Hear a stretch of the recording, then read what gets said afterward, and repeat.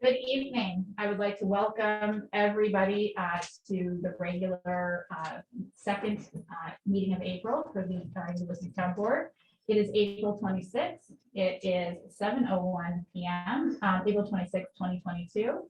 This meeting is being recorded and will be on the Town of Ulysses YouTube page. So I will call it to order and ask Krista to do a roll call, please. Sure. Mr. Boggs, Present. Ms. Marino, Present. Ms. Olson, Present. Mr. Goldman, Ms. Bouchard. Present. So moving on to our meeting agenda, I do have some things that need to move around if the board will be amenable to it. The presentation, Ethan had something come up that was he could not be moved. And so he requested, and I granted a postponement until the June meeting, which is our regular meeting, second meeting in June.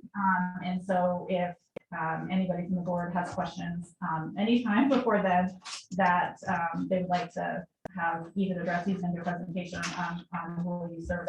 I believe it's actually the first presentation that the board has had in any number of years. So I'm looking forward to that.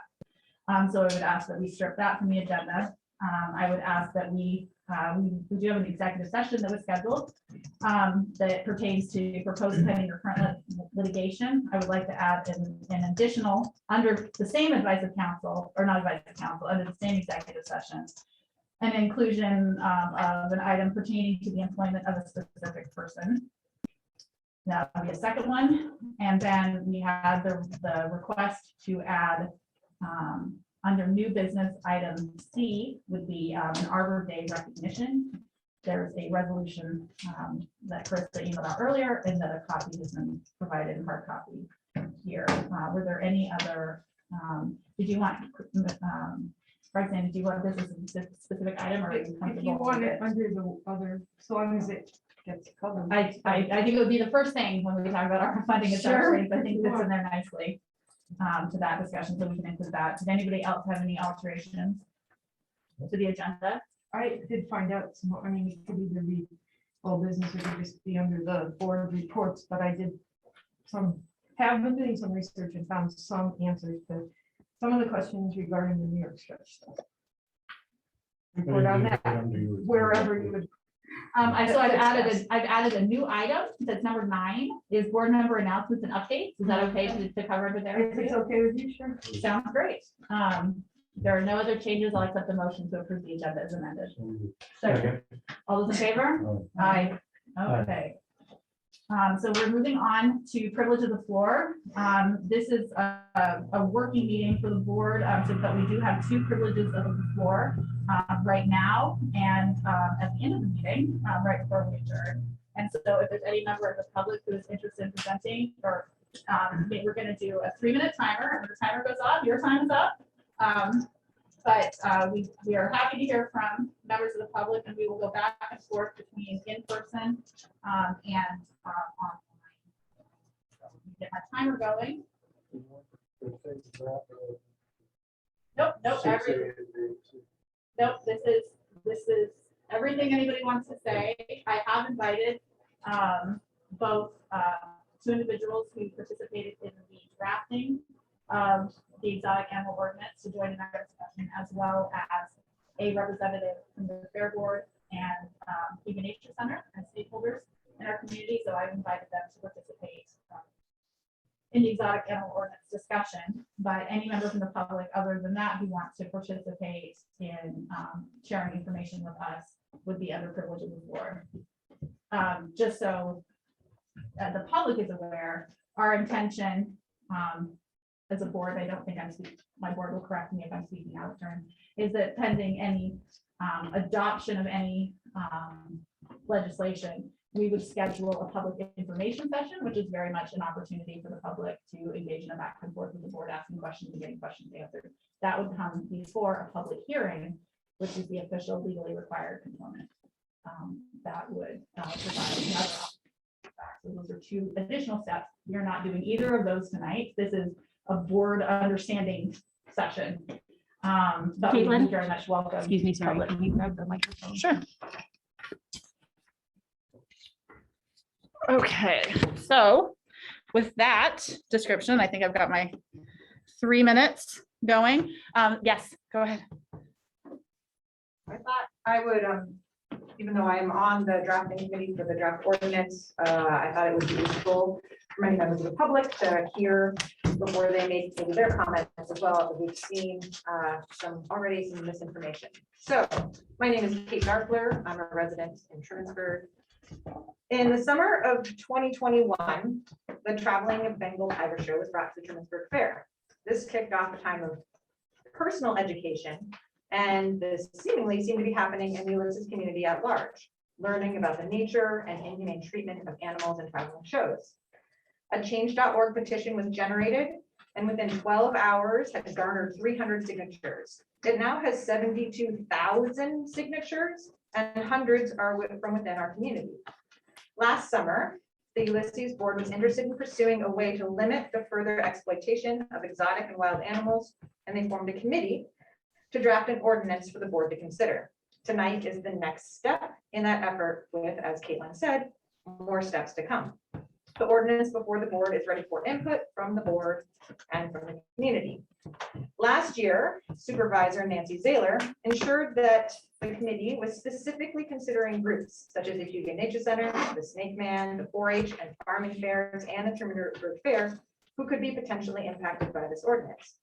The committee received input, language, and support from the Humane Society of the United States, who have passed similar ordinances against traveling exotic animal shows across the country. There is also a bill in committee at the New York State Senate and one in the Assembly. Our first task was to establish a goal of this ordinance. We decided on a very narrow definition of traveling wild or exotic animal acts. This is explicitly defined in the ordinance. Our definition would still allow for farming, livestock, rescue and rehab facilities, permanent animal exhibits, and common and native animals transported for educational purposes. This could certainly be expanded or further limited if the board desired. Our second task was to establish definitions. With the help of the Humane Society of the United States, we specifically focused on animals that are at most risk and impact from traveling shows. Again, this could be expanded or curtailed based on the board's desire. And we're eager to hear from the board and even have a few suggested changes that we'll be bringing forward from comments that are already received from the public and maybe more that come up tonight. Thank you. Thank you. Okay. Gold star awarded to your timer not going off, so thank you. Okay. Anybody from Mr. Reynolds? I see a hand raised. Oh, no, We somebody okay? online. Yeah, yes, sir. Yes, we can. All right. I've been working with some of the people that drafted. Can you not hear me? Bits and pieces. Intermittent. Try All right, again. I'll try another route.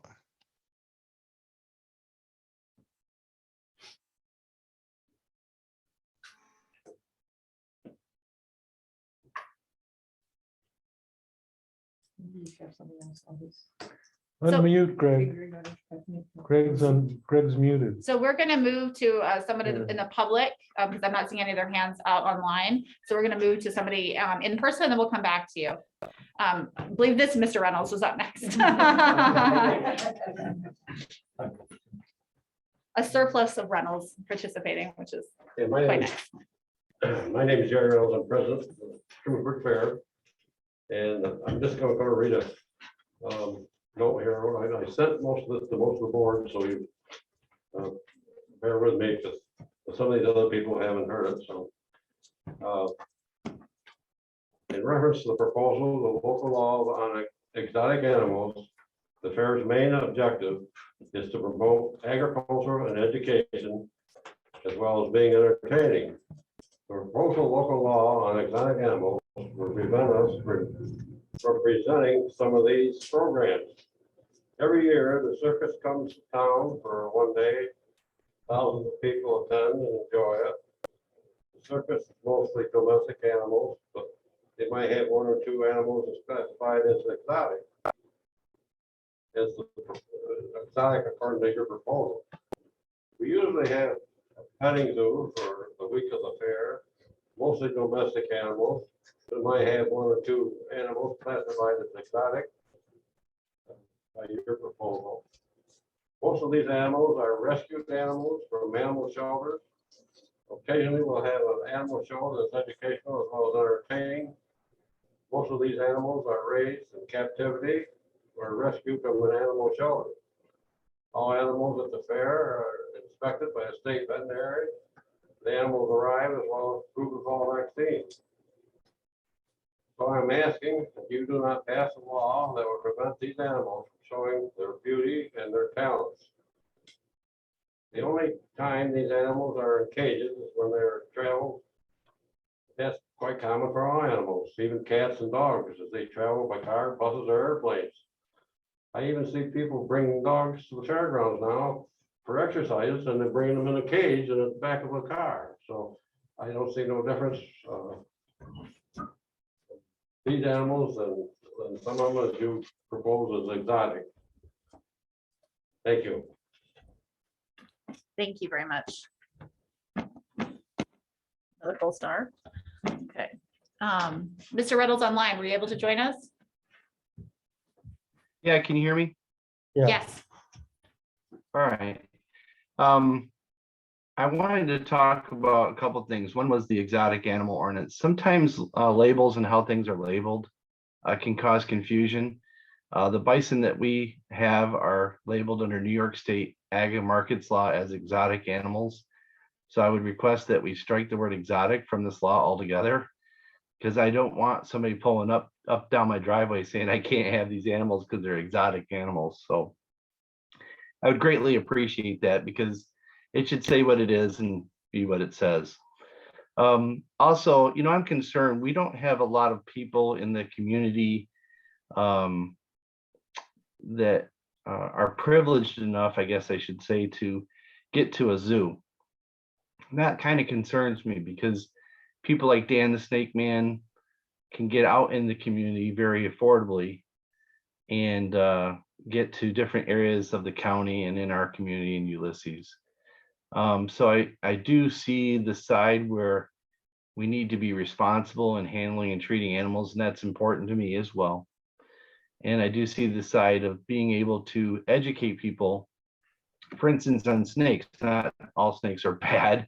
They provide a lot of benefits in the wild and in our yards and our communities and our gardens and so forth. So I would like to see that continue to be highlighted. So traveling is a little bit troublesome for me too, because that would eliminate people that are part of our county even or within adjoining counties from displaying these type of species that help educate the community at large that doesn't have a chance to go to Adventure Animal Park in Harpersville or to the Syracuse Zoo. Other than that, I turned a little bit of attention to events, and I think that I would really like to see the ag plan come to fruition, where we support farms and allow them to handle events and have events that helps us continue to be a farm. We're a 6th generation farm, and we really rely on our events to help carry us through to pay our taxes and make sure that we continue to invest in our employees and even their retirements. Thanks for considering that as an important aspect of agriculture and an important aspect of the ag plan that is part of the comprehensive plan and everything we've done here in Ulysses for the last many years. Thank you. Thank you. Okay. Is there anybody else in the room who'd like to speak? Yes, sir. Yes, hi, I'm Eric Slocum, 4th generation citizen in Tompkins County and 20 years here in Ulysses. Does this 3 allotment minute have to be on this subject at hand? No, you may speak to us on any subject. All right, let's talk about taxes, and I want a gold star too. Okay, well, you have 2 minutes and 44 seconds. As I mentioned, I'm a 4th generation citizen in Tompkins County and out in Brookendale. But what's happened here, I got my assessment and my taxes are through the roof to the point that they're 80% of my mortgage. Let me say that again, my taxes are 80% of my mortgage. I can prove that, not tonight, I'm still picking some things up, but, and it's only gonna go higher. And as I drive around in my 14-year-old truck, I noticed that there's a lot of rooftops, new rooftops. Even my grandpa used to say, if you add a horse to the team, the burden should be lighter, but I just don't understand the calculus. I don't easily understand and how that can come to pass. And they just, the taxes have got to come down. And it means that New York State really, and my grandmother lived in a trailer park, but really we're just in one big trailer park now where we rent the land that we allegedly own from Albany. And I think one of the dangers that are over the horizon that as well-educated as you all are and the good faith you put forward to conduct these meetings in a civilized fashion may go away soon, really, if if you drew a Venn diagram and think about it, January 6th and Occupy Wall Street really are two sides of the same coin. People are pressed too hard, and however amount of time that took, I thank you for making the time to listen to me, but I'll be back. The taxes are too high. I'm Eric Slocum. Thank you. Thank you. You also receive a gold star. Thank you. Is there anybody online? Yes. Don, I'm sorry, I can't quite see with the glare. Dory, please go ahead and unmute yourself and speak if you'd like. Thank you so much. My name is Dorian Allman, and I'm a resident of Ulysses. My comments focus on the exotic animal ordinance. Much of how we treat animals is based on the thinking in previous centuries when animals were considered dumb, unfeeling brutes, put here for our entertainment and use. Scientists and researchers, however, have repeatedly shown us that, contrary to this thinking, animals lead complex, sophisticated lives. Think about the September 25th, 2020 article in Science magazine showing that crows look to be joining humans and some primates as animals capable of having subjective experiences. Netflix's My Octopus Teacher shows the astonishing life of an intelligent, playful octopus living in the South African kelp forest. The process by which elephants are, quote, trained, close quote, to accept human contact can only be described as grotesque, as reading the results pulled up by a search on what is elephant crushing. Conditions under which wild animals live in traveling circuses and shows bears no relation whatsoever to how these animals live. Again, a search on this topic will prove illuminating. Now, think about the sophisticated advances that made NASA's Perseverance possible, a 7-month flight of over 300 million miles. Confirmation that the rover successfully landed on Mars was received on February 18, 2021. On March 4th, Perseus rover had its first drive, traveling 6.5 meters. Thousands of images have already been sent back to Earth. And on April 19th, Ingenuity, the helicopter that accompanied Percy, lifted off, flew, and landed on Mars in a Wright brothers moment on another planet. With all the insight we have, all the sophisticated technology at our hands, venues in which wild animals are forced to perform or put on display for entertainment or amusement literally has no place in the 21st century. Thank you. Thank you. Should have invested in more stars. You also received one. Thank you. Is there anyone present who'd like to speak to us? Yes, sir. I apologize, I have to have my glasses on to read, so can I just pull this down to my nose? Thank you. Thank you to the Ulysses Town Board. Thank you for your comments on this. I'd like to just bring up a definition concern that I have with exotic animals. Can you just state your name? Mark Taylor. Thank you. Mark Taylor, right from Mecklenburg. Lifelong resident of Trumansburg area. The problems with exact definition of exotic pets, the term exotic is generally used to describe something that is foreign or something that's sorry. different or unusual. You're fine. It was my fault. Please go ahead. The problem with using foreign is that it's a relative term. It's not a precise definition of itself. Different or unusual are problematic as a definition too. Some pets include common usage of exotic pet and that are not really unusual. Example, rabbits, ferrets, hamsters, guinea pigs are considered to be exotic by some. But we'll still have common practice to categorize them as exotic pets since they are not as common as cats and dogs.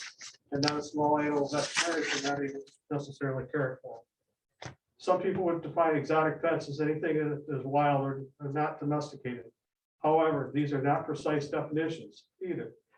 Since there is not an exact definition of the time when an animal is tamed or has been bred in captivity, crosses the line from wild to domestic. It takes many generations of breeding captivity to be considered in an animal domesticated. Consider an animal domesticated. They usually look vastly different from their wild counterparts due to the selective breeding process and obtain tamer qualities. So the definition of exotic pet is complicated and open to interpretation. This is also certainly the case when it comes to laws governing keeping exotic pets, and why your local laws should always be checked prior to getting an exotic pet. As we consider the exotic or subject to regulatory laws, it varies by location. My concern is it's a very slippery slope for some people to identify what is exotic and what isn't exotic. Could be two totally different things. I had the luxury growing up on a dairy farm in Mecklenburg, where my father had many animals over the years. I was luxury because I had the ability to have access to those animals. Some consider farmers and animals on farms not necessarily clean in itself. My concern, and I had plenty of friends who used to come and visit the farm, used to experience the animals through that. There's no family farms anymore. Well, in the last 62 years that I've been alive, family farms have gone by the wayside. We're all corporate farms now. The kids don't have the experience that they have at the fair. The fair is maybe one of the few times these kids actually can feel, touch, understand how things are taken care of, and actually see these animals. My concern is we start down the slope, and where does it stop? Because it could be your definition of exotic, yours, anyone's in the room could have a totally different. And I understand your concerns for animal safety. To Jerry's point, the state regulates how we deal with our animals. Shows that are credible and not credible, we don't bring them in if we can't. We also have situations where sometimes certain types of animals are not allowed to be brought in as a result of potentially flu or that. I think my 3 minutes is up. Thank you very for your much. time. Is there anybody else online who hasn't had an opportunity to speak? I'm not seeing any additional hands, but we haven't closed out public comment yet. So if you change your mind, is there anybody else in the public who'd like to speak? Yes.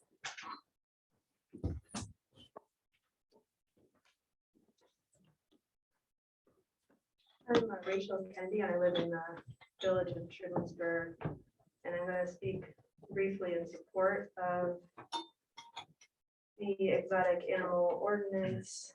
Though I understand it sounds like some, specific language needs to be hammered out, possibly more or different than it is currently. But I'm wanting to address the concern or the conversation about depriving our community of educational experience in the form of wild and exotic animal shows. I have wanted my kids to have enriching experiences and experiential learning, but I think the expectation that a worthwhile childhood should include firsthand exposure to certain exotic animals is worth interrogating. I don't think my kids need to see a tiger, for example, or a wolf in order to believe that their habitats are worth protecting, which would seem to be the end game for wild animal education, caring enough about them to want to protect them and their habitats. Certainly, my feelings about this have changed. I have enjoyed seeing animals in zoos in my lifetime because they are breathtaking animals, and it is amazing to see what the world has in it. But I think my children can have, and I can have a fulfilling and even exciting childhood, and simply by seeing and enjoying what's here, like domestic farm animals, for example, and adjusting our expectations a little for what we're entitled to for edification or entertainment. So I do support the ordinance in general. Thank you. Full stop. Exactly.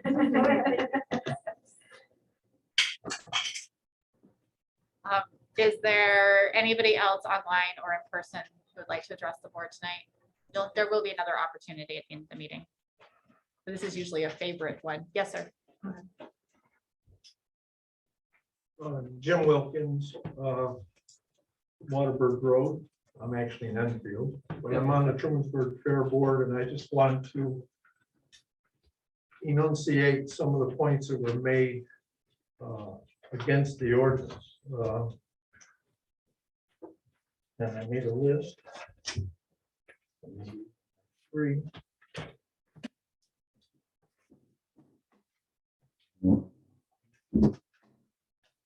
It's already been said, we've been, behind the last century treating animals the way we did. We treat them better now, obviously.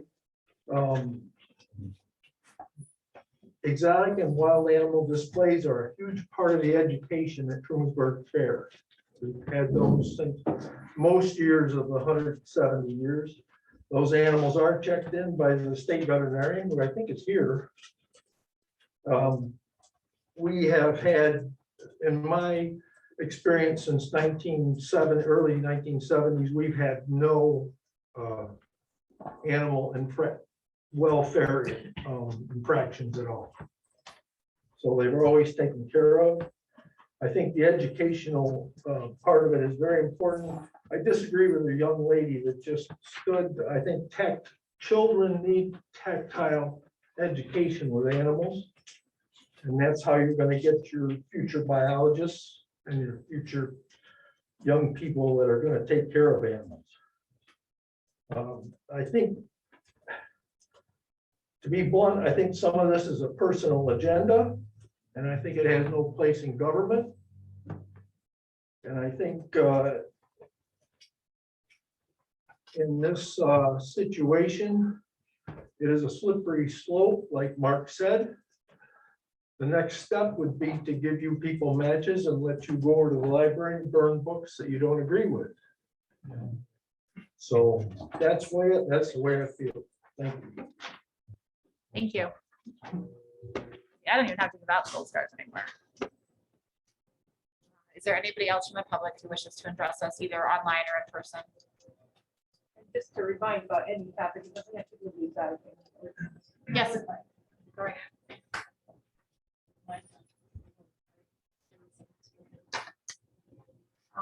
My name is Terry McLeod, and I've lived in Trumansburg all my life.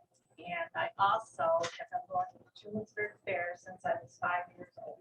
My father and grandfather have showed sheep there, and I have continued right up through 4-H'ers and the whole works. And I can tell you that going back to when I was 5 and 6 years old, and some of the cages that regular domestic animals were in, chickens, geese, ducks, have nothing that any better. I mean, these exotic animals in that cage here, there was a snake last year, and that thing got the best care. And there was children that were all like huddled, glued, and the guy, he made him stand way back. He brought the snake out, and he wrapped it around himself, and the snake had its neck like on his arm, and the kids were all, like this, and he said to the kids, he said, I'm not gonna tell you you have to touch them, but if you want to, you're more than welcome. He said, this snake has been with me for years. And there was several kids that went up and they couldn't believe the skin and the way it felt, the texture and all of that. So the way some of these animals are kept now are 10 times, 100 times better than what those chickens, ducks and geese were back then. And the fairs continue to go right along up. And until you see it all, you can't believe it. So I don't think it should happen, this ordinance. Thank you very much. You're welcome. Is there anybody else who wishes to I address get us? Yes, you do. Everybody gets one. And you get one. I'm Melissa Farrell, and I'll be honest, I'm not really well educated on all the intricacies of the exotic animal law, but I have also grew up going to the Trumansburg Fair and living here my whole life. And I guess my thoughts would just be that I think it is a slippery slope, and I think that these types of experiences where kids do get to interact with animals and those types of things are really important. And that I think we need to be careful about, of course, I want animals to be treated fairly and correctly and as they should be. I think that's important. And I just think as we move forward as a species ourselves, I think that we need to figure out how to preserve these types of experiences that are really important for children to have. And so the Trumansburg Fair is an opportunity for that to happen. And if it's going to be regulated, maybe there are some regulations that need to be come into effect, but I do urge you as a town board to consider the importance of these types of events. And if things get regulated too much, they might just go away. And so I think it's just important to really think about how to, what the purpose is of the children being able to interact with animals and being able to preserve those educational opportunities. So as we regulate, we might just lose things and they might not come back and they might no longer exist. So just. Thank you very much. That would be another gold star. Is there anybody else who'd like to address us? I don't see anybody online. As far as the exotic animal thing, I think that honoring the Trumansburg Fair and their history, they've been here longer than anything else. I think they should be allowed to conduct their business. I think that's a platinum star. Okay, is there anybody else who wishes to address us on any topic? Okay, well, we will have, I don't see anybody else online either. We will be having another opportunity. Comment about Oh, well, then you don't get your platinum star. well, it's two different subjects. No, it doesn't matter. It's what, go ahead. This is about the regulation, the law with the special permits. I believe the law is unnecessary. The current law is that you can have 4 special permits and has a class that no one could remember anyone ever being denied one, which implies that it's a bit of a formality. The law proposed is in response to the 4 weeks of concerts we had last summer, which only happened because of COVID and restrictions from the health department. And we have no plans of doing it again. The law was written specifically for us to put what was once a formality into the hands of the board to keep us from doing something that we have no plans to do. I understand neighbors have concerns about traffic and may not be annoyed by the festival itself. Understands that neighbors do not want anything to change in their neighborhood. But the property has changed hands. It's too expensive for Bruce Austin to keep going on, and it's too expensive for us to do nothing on. It's zoned Now for high density residential and commercial, which means basically apartment complexes and commercial buildings. Those things will certainly increase traffic and change the neighborhood considerably. Hopefully, we can reach a place with the neighbors with some dialogue and planning that will satisfy all of our considerations. Thank you very much. Is there anybody else wishing? Yes, I see Eric raising a hand. Please go ahead. Hello, can you hear me? Yes. First and foremost, I'd like to thank the board for offering another opportunity to talk about the special events, even though it did not have to. And with the special events permits being discussed, I think that offering more than 4 special event permits per year questions to say, is this event really special? I think, there's been workarounds with different organizations, and there was questions in the last public meeting about the special events. And that being said, the land and zone ordinances were done in a way that was best for the community at the time. That also being said, with the changes being proposed, it seems that there'd be no reason to not have multiple special events on certain properties to change the landscape of the Falls Road area.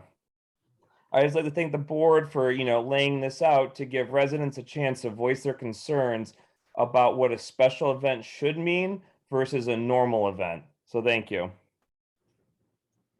Thank you very much. Didn't quite make the platinum star, but gold. Anybody else from the public wishing to address us on any subject?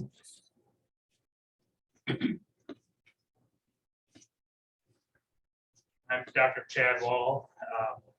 I'm going to speak a little bit about the wild and exotic animals ordinance or law. And I do check in all the animals to the fairgrounds. I wasn't sure if I was going to talk at all tonight because from an official standpoint, as far as my job, I have no stance, and I want to make that clear before moving on.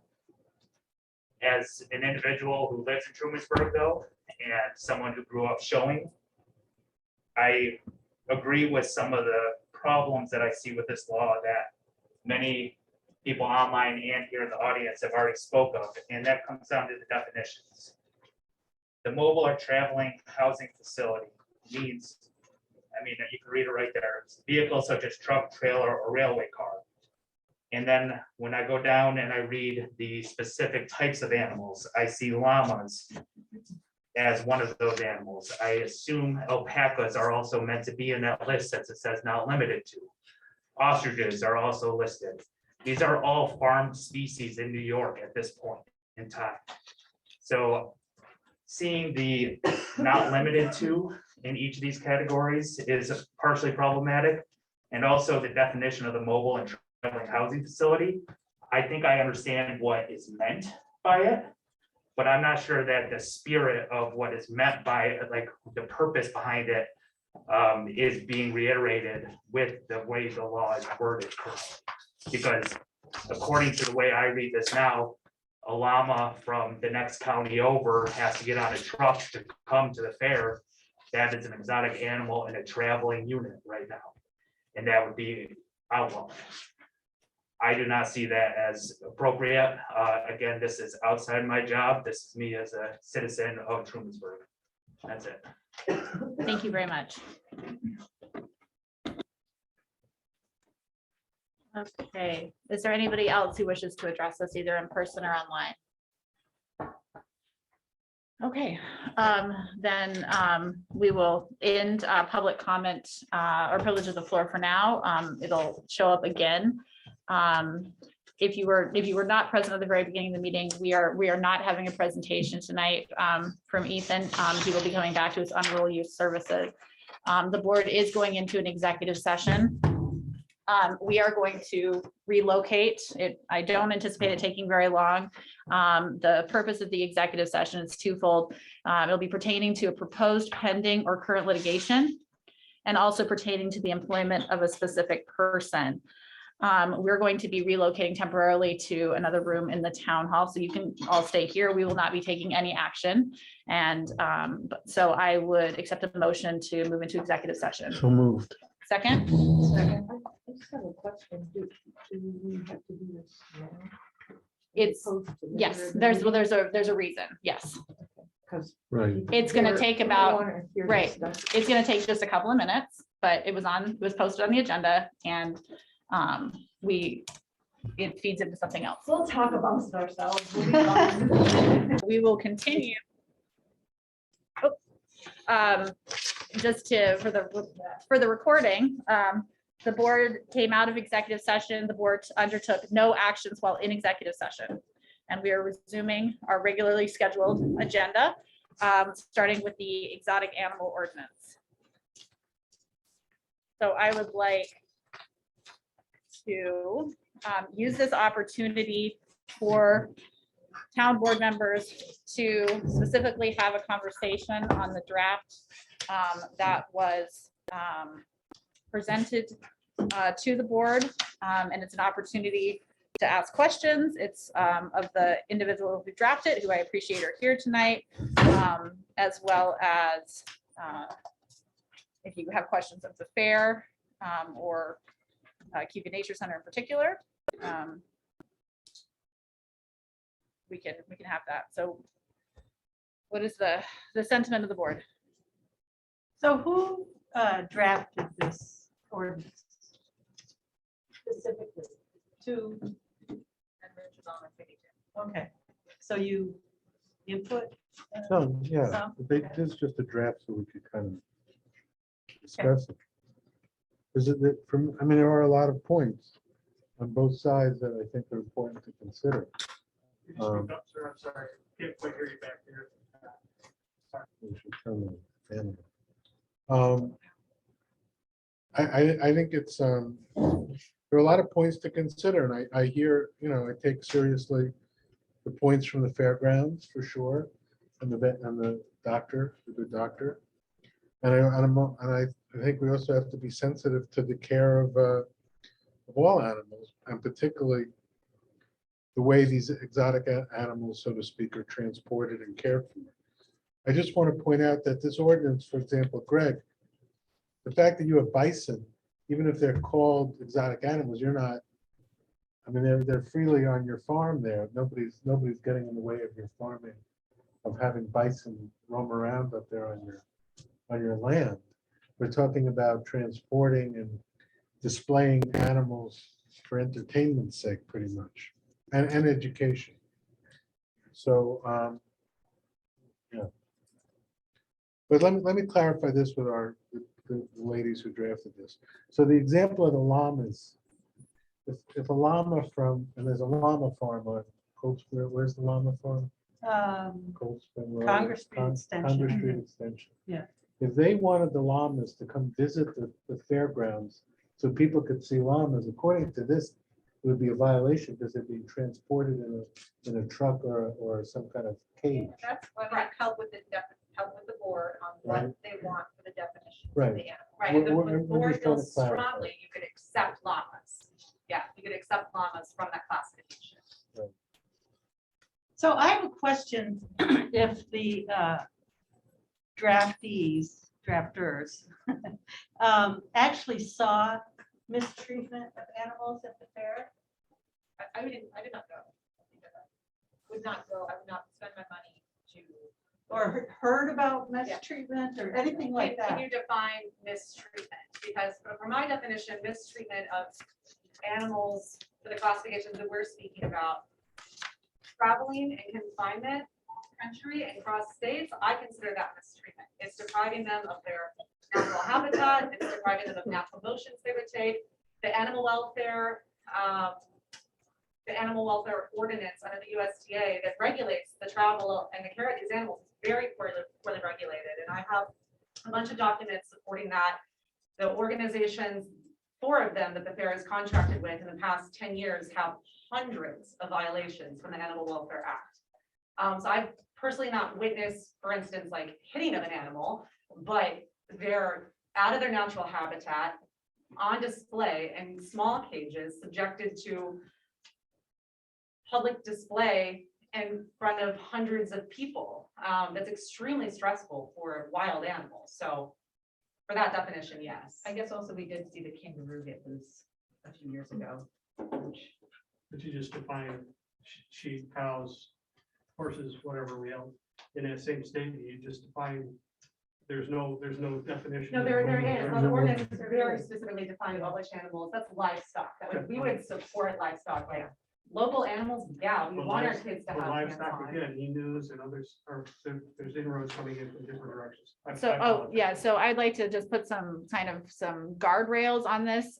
So this particular period is for board members to ask, the individuals who crafted the ordinance, as well as, I think that the fair can designate because I did invite both the fair and the Cayuga Nature Center to participate in this part.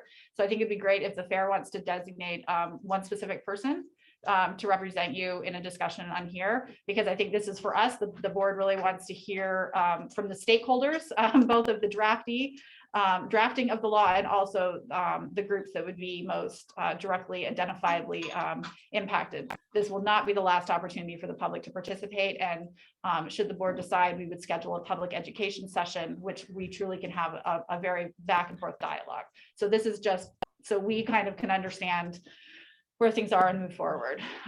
So is there somebody from the fair who'd like to be the point person on participating?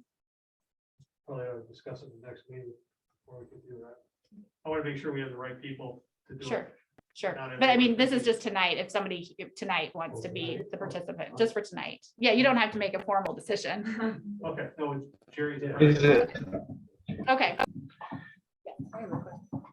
That is from Cayuga Nature Center here, because the letter from you, I thought you guys said you worked with, you talked to Cayuga Nature Center, but Cayuga Nature Center sent us a letter saying it would do irreparable harm. Yeah, we clarified that, and we're happy to. So I'd just like to hear a little bit about that. Yeah, where's that letter? Yeah. Chris Okay. sent it today. Sure. Clarity. So when I had I'm Katie Bechtel Newman. I'm the Associate Director for Nature Center Programs at the Cayuga Nature Center. Part of my responsibilities is that the animal department directly reports to me. And so when I had drafted that letter with my colleague, the Executive Director, Warren Ullman, we had seen a kind of previous version circulating. Whether or not that was official, I am not sure.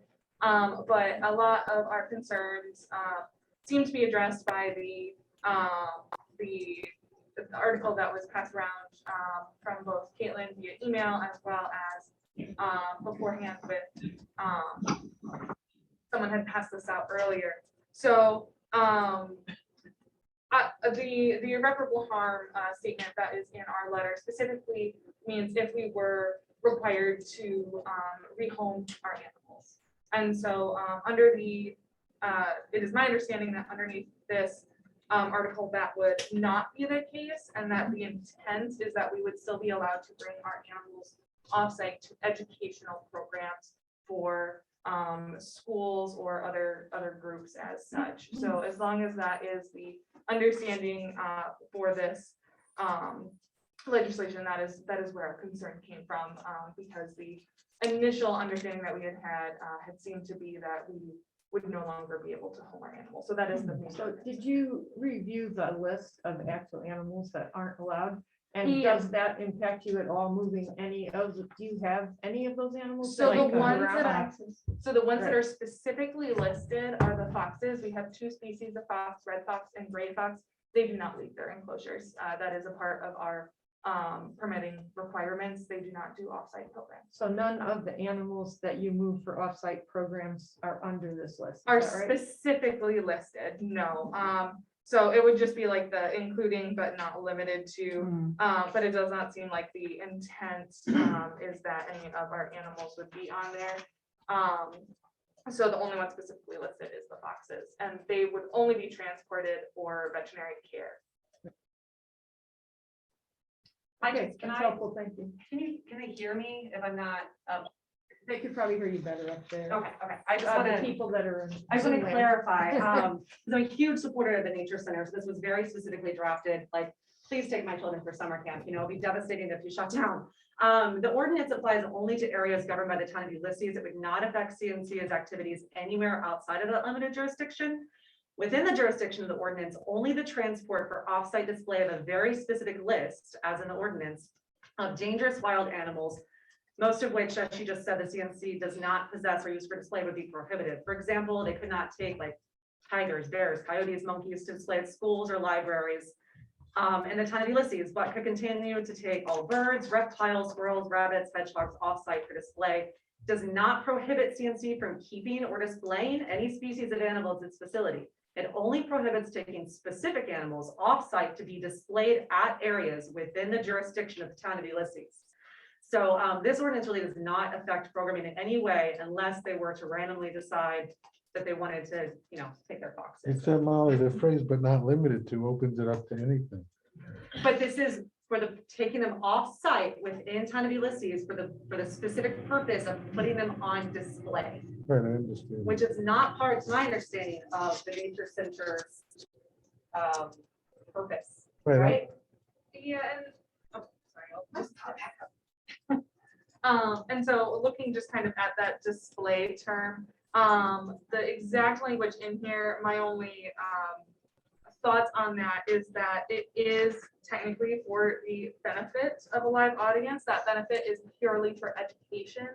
But I think education is a benefit, that's kind of, I would assume. So that would kind of be my only thought on that specific definition under display, is that it would be, you know, an exhibition in terms of benefiting a live audience. So that would be kind of the only, like, under display section. On that specific definition.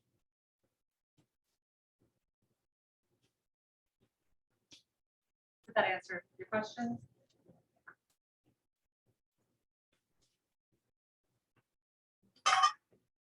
I had a question.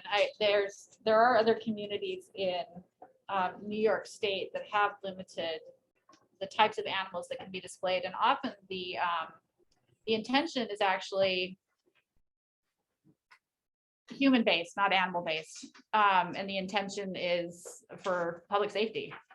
And so the idea of limiting animals that could be a danger to the public, should they be out? I mean, I don't think I'm speaking out of turn when I mentioned to our attorney that we did have a kangaroo hopping down Main Street, and he thought I was joking, and I said, no, in fact, I was not joking.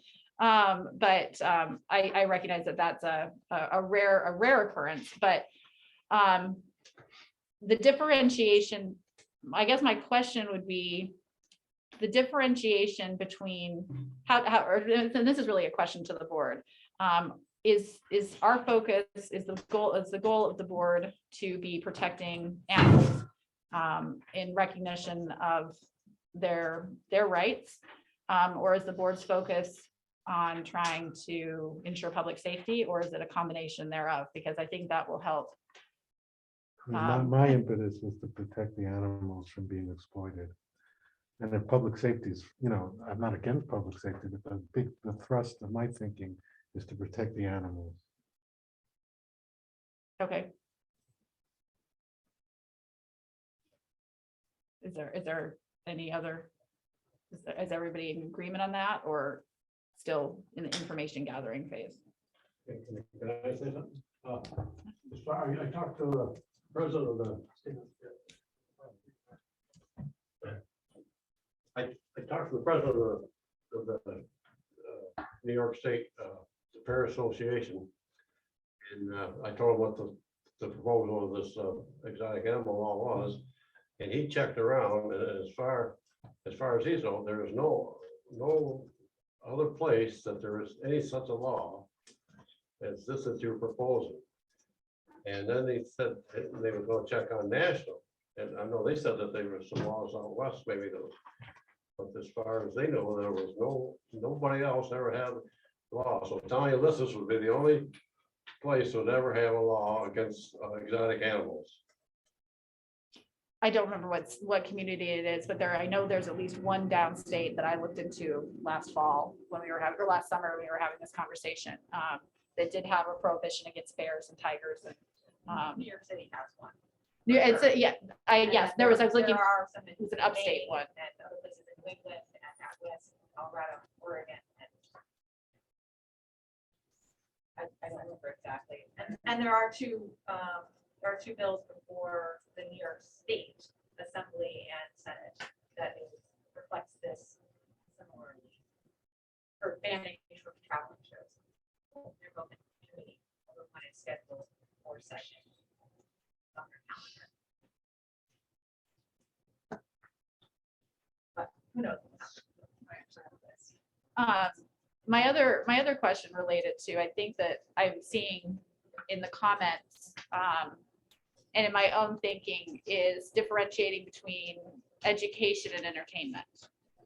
And I'm finding that to be a difficult, in theory, it isn't, those things aren't far apart, but I think in practice, from a legal standpoint, it becomes much harder to parse, because I could anticipate if we say it's only for educational purposes, anything entertainment wise could be reclassified as educational.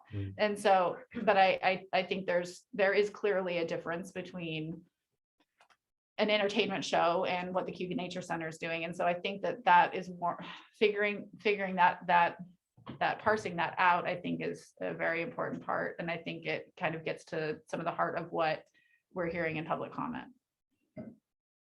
And how to do that, I think, is a. You're also playing to a different, a different crowd too. Clear.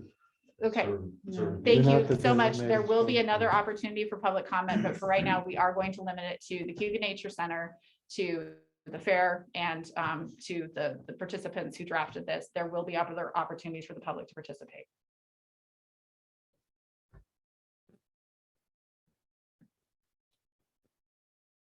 What are the sentiments of the board? I do have one other question.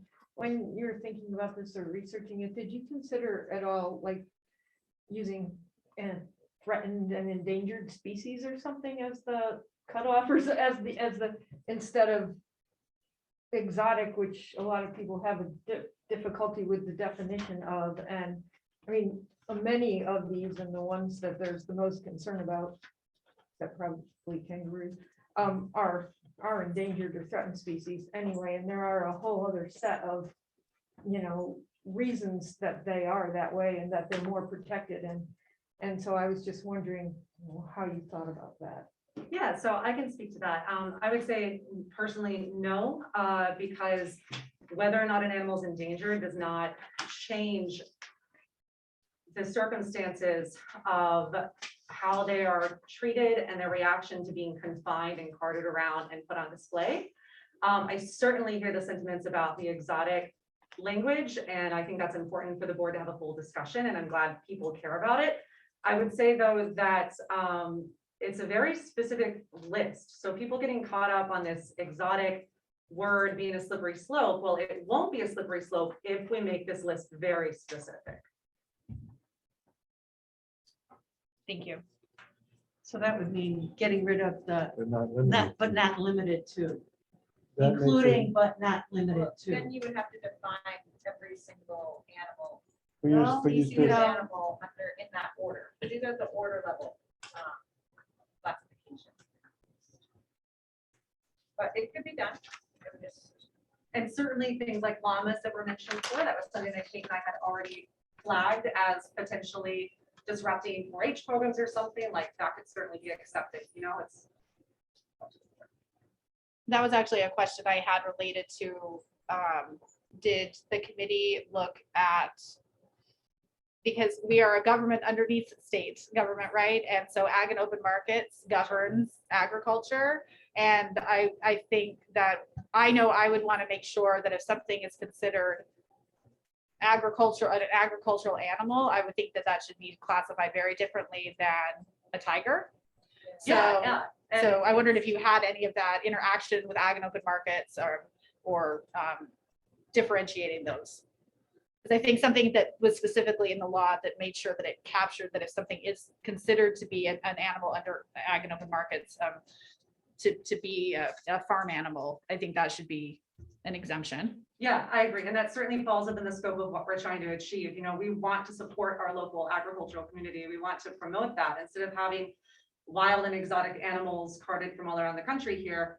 We would love to, I mean, personally would love to see local farmers bringing their animals in instead and kids having interactions with those animals, because I think that that's the true heart of a place like the fair, is to support and engage with our local agricultural. That certainly, we could pull what ag and open markets has as their listing for, I think it's under the livestock, whatever designation.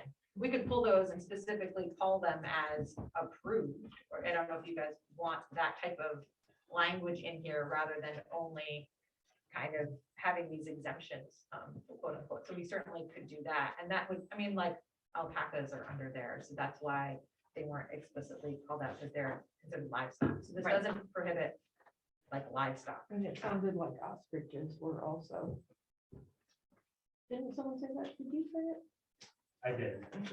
There are farms in New York State that have ostrich. That's, I'm not telling you, you know, that Right. they aren't exotic in some No, fashion. no, but I mean that they're considered a farm in New York State ag and market Farm. We has would have to some. look at. I'm just saying it's worth looking But I at can that. get an answer We for could- you we on could it. get Yeah. an answer. I think it would be Yeah. helpful to have a list of what the animals Yeah. are. Yeah, because those have a That are different farm designation for animals. sure, a different By New York definition State ag by and market. state. Yeah. I think you might be surprised at the number of animals that do fall under I'm the, sorry, what? He's that he's fall not under the designated. farm. Right, well, I think that would be very useful. to Yeah. have I mean, in one this person's discussion. farm is another person's. Right, so it'd be useful. It to have all in there. depends on the individual. It's getting back to what I said originally, the individual's perception of what is exotic, what isn't. That's really the confusing part, because there's so many animals that could be looked upon as being farm animals. Okay, thank you. I think That'd that, be great. I think that Molly and Kate, I think that it might be worth having language too, that basically, I mean, what's considered approved by ag and markets probably will change. And if this law were to be adopted, I think it would make sense to have some flexibility in it to kind of shift the law to move with changes to ag and markets. So like Without having to- referencing whatever their listing is, and Yes. if they add to their Yeah. list. That would Okay, be- Therefore, that would be, rather than Right. calling out. Well, you specifically could still call out animals that's as for, I mean, I don't imagine that cows or bison are gonna be reclassified anytime soon, but I think that gives it some flexibility where it's avoiding, being in conflict. I don't Yeah, want, it's true. I personally don't want to be in conflict with ag and markets. Yeah, no, that's not. Yeah. From a town perspective. Any other feedback from the board? I think my perception would be that there's some amending and some tweaking that can happen. Do you feel like you have enough information to do an additional draft, or do you need more feedback from the board? I just want a sense of the board. Are they, I mean, going forward, are you in favor of something like this drafted or not? I mean, otherwise, we won't waste any more time. Yeah, I hear what you're saying. I'm saying I'd like to hear from the board at least a sense of should we proceed with this? Are you in favor of it? Are you definitely not in favor of it? I'm definitely not in favor of it. Okay. I don't think I could support it either.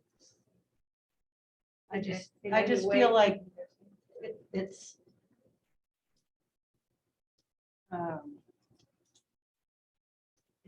an agenda item, I'm not expressing this very clearly, but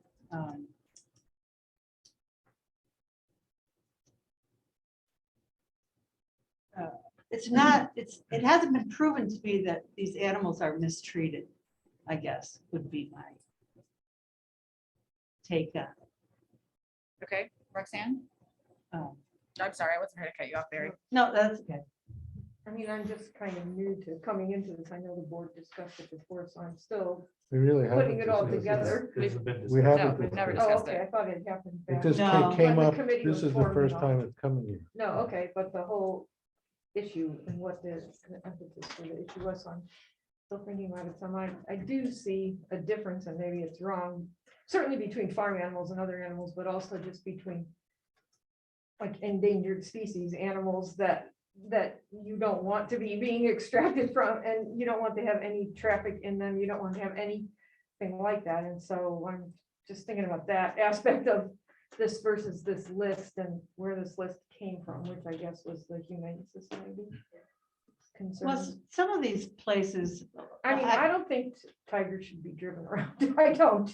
And I mean, I don't think a lot of these animals are critically endangered, and I don't think that they should personally. And then there's the question of what, as an elected official, you think and do. But my personal feeling is that it's not something that we should be teaching our kids that is a good idea. So I'm still grappling with that. Well, in some places like the nature center, these are rescues. I'm and- talking about moving tigers Elephants and and things stuff, yeah. around. Kids can't pet them, they can't touch them, they can't go near them. So it's not any, right, it's not any kind of a tactile thing. I totally get the other, being able to pet and touch animals that are safe, including snakes. But, I mean, they're not petting cobras. But a lot of these animals are dangerous, if they got loose. And they're large, and I mean, not that it's bad to have a small animal in a cage too, it's just, I'm still working on exactly how I think this should be, how I don't know, I'm sorry, I'm not gonna stop babbling. Well, and I'm then still the other working on thing it. is, My thought. is this really something we should legislate? And Why wouldn't you? I think it should be at a higher level, it should be ag and markets, or take it to the state and let the state deal with it.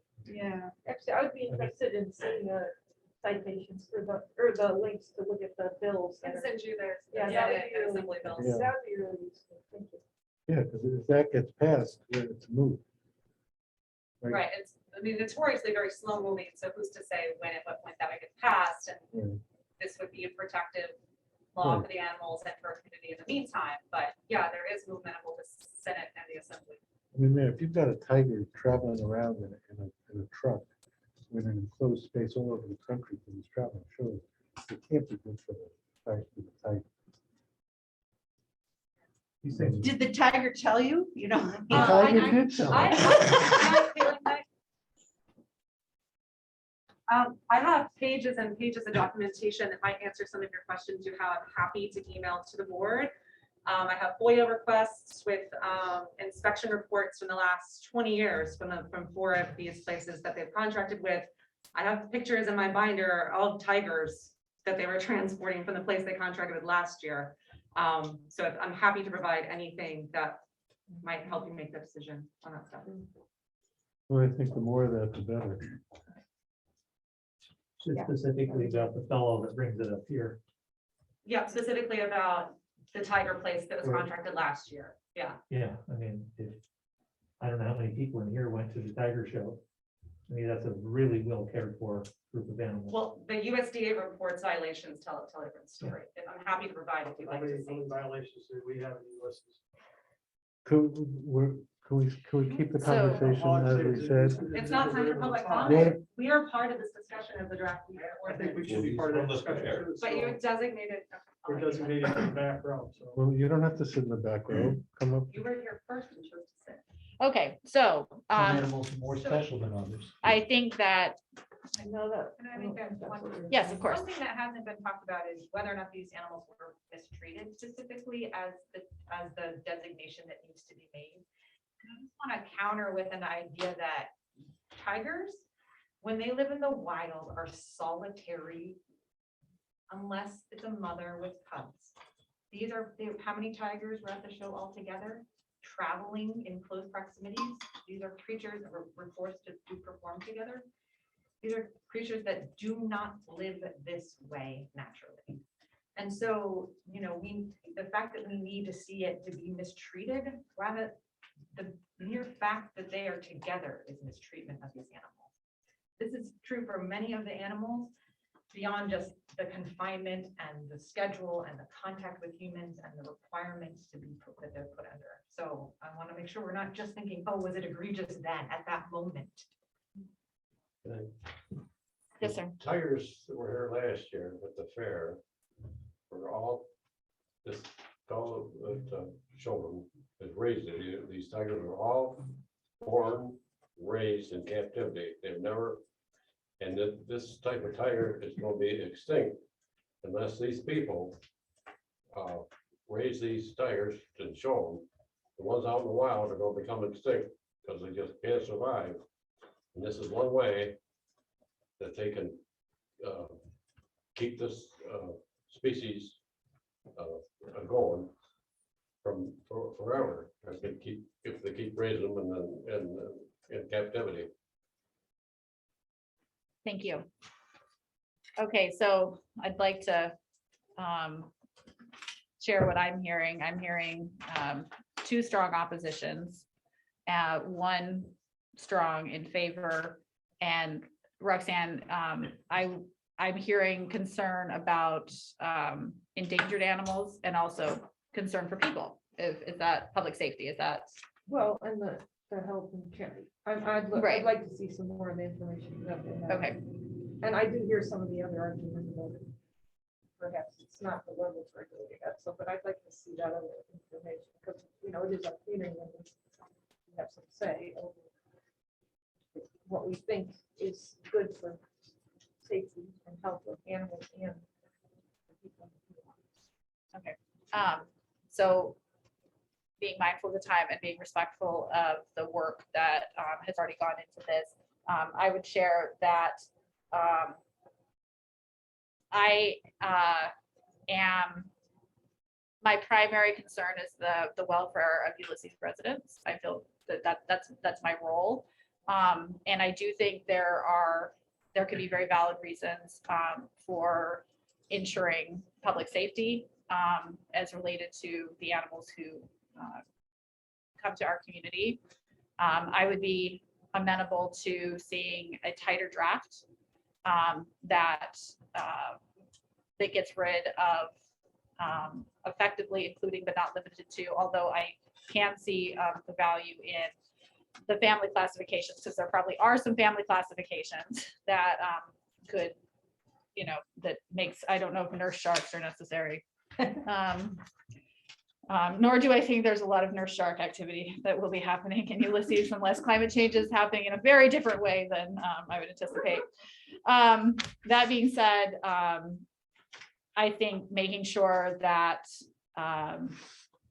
the Cayuga Nature Center animals are being considered, I think in dialogue with the Fair Board, although I don't know if the Fair Board, I will not speak for you. I think discussions there, because I think at making sure that there are agricultural exemptions and that animals that are classified for agricultural reasons are protected. So if I'm interested in more information on a narrower proposal, because while I do think that we know far more about the sentient lives of animals than we certainly did 50, 100 plus years ago, my primary concern is public safety. And so narrowing, I think, might be an appropriate way. And I think also firming up definitions that are very clear and understandable would also be useful. So do you feel like you might have enough information from that point to? Yeah, as long as there's no, I mean, certainly if there are any, I mean, there are a lot of definitions in here. Based on that, I have ideas of where to tighten things up. But, you know, we also put in random things for who's in control and what the kind of fine would be, and that sort of language, make sure that people are comfortable with that language as well. So, and I know that went through legal review a bit. Right, and so I think I would actually perceive that this is probably a multi-step process, because I think the enforcement side of it, should we get to the point that the board is willing to adopt an ordinance, that becomes almost a separate issue. There are multiple ways to do these types of ordinances.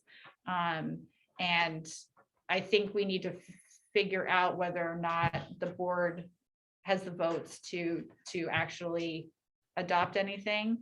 And then figure out a legal mechanism, if at that point, find out a management process, because obviously there's an implication for that also. And we would need to have a more substantive conversation about that. But if the board isn't amenable to moving forward, that becomes a moot point in of itself. Can I ask a question? to the Sure. board? What on the list specifically, are you concerned that the fair might want to bring? What on this list concerns you that wouldn't be allowed? Is, I guess, in the spirit of narrowing it down. Well, I don't feel comfortable speaking for the fair.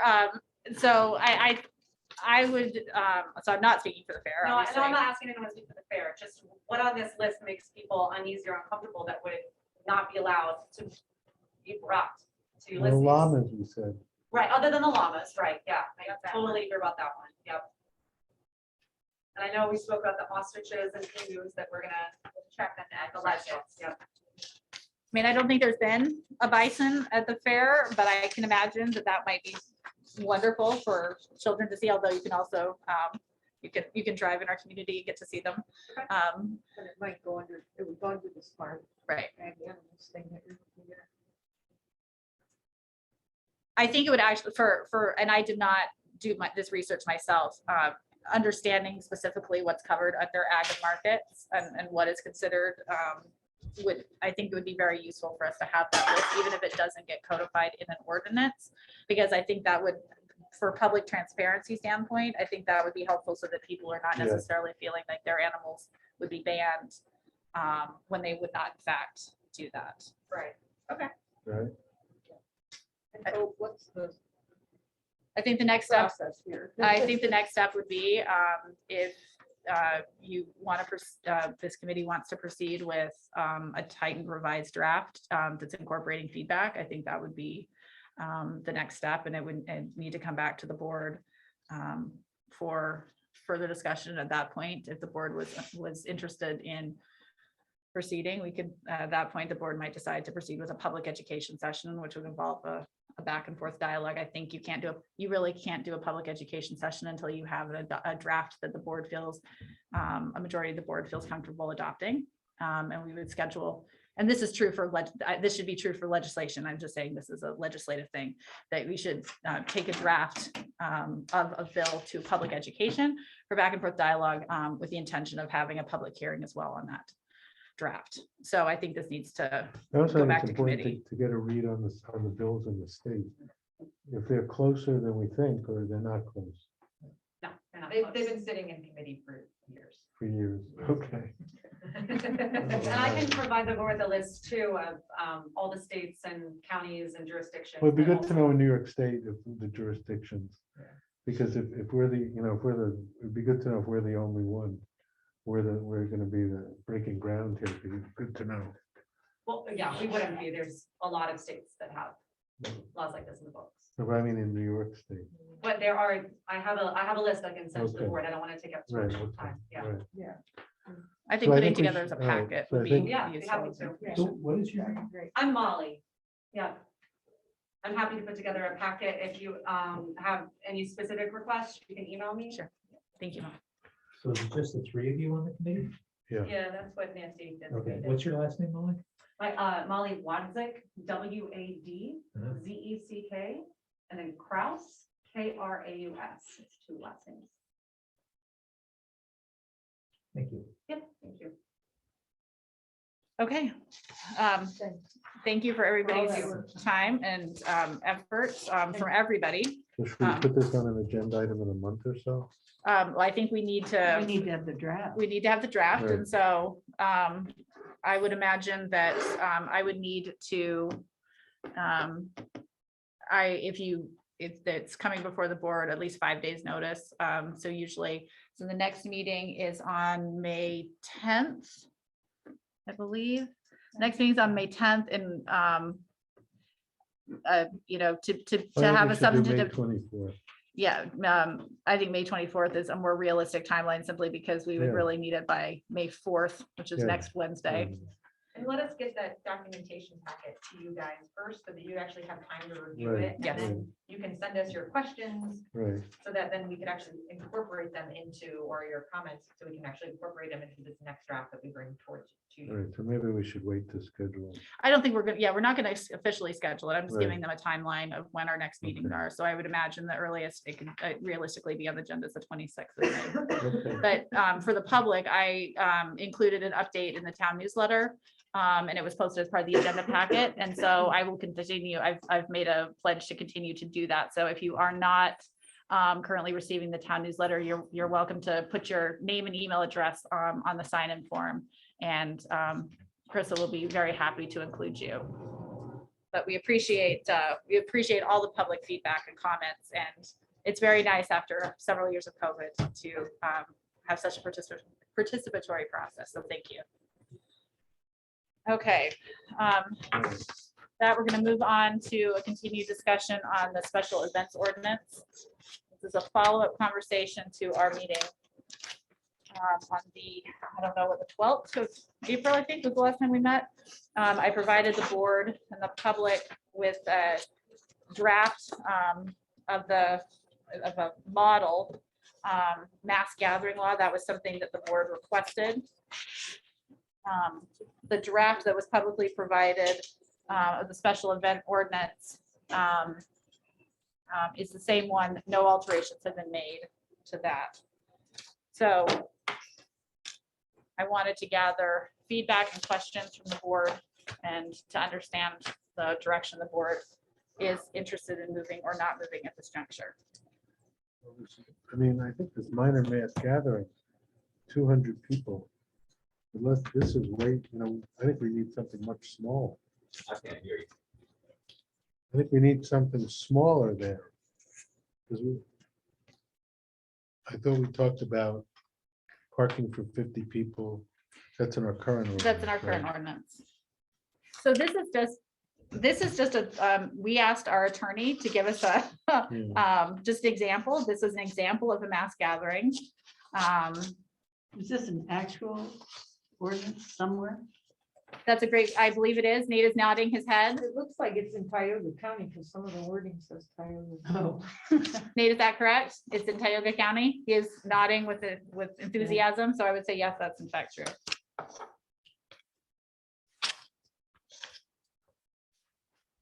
Well, one thing that isn't in our current law is the number of, it's not the number of special permits you can get. All it says in our current law is after 5, it comes to the town board.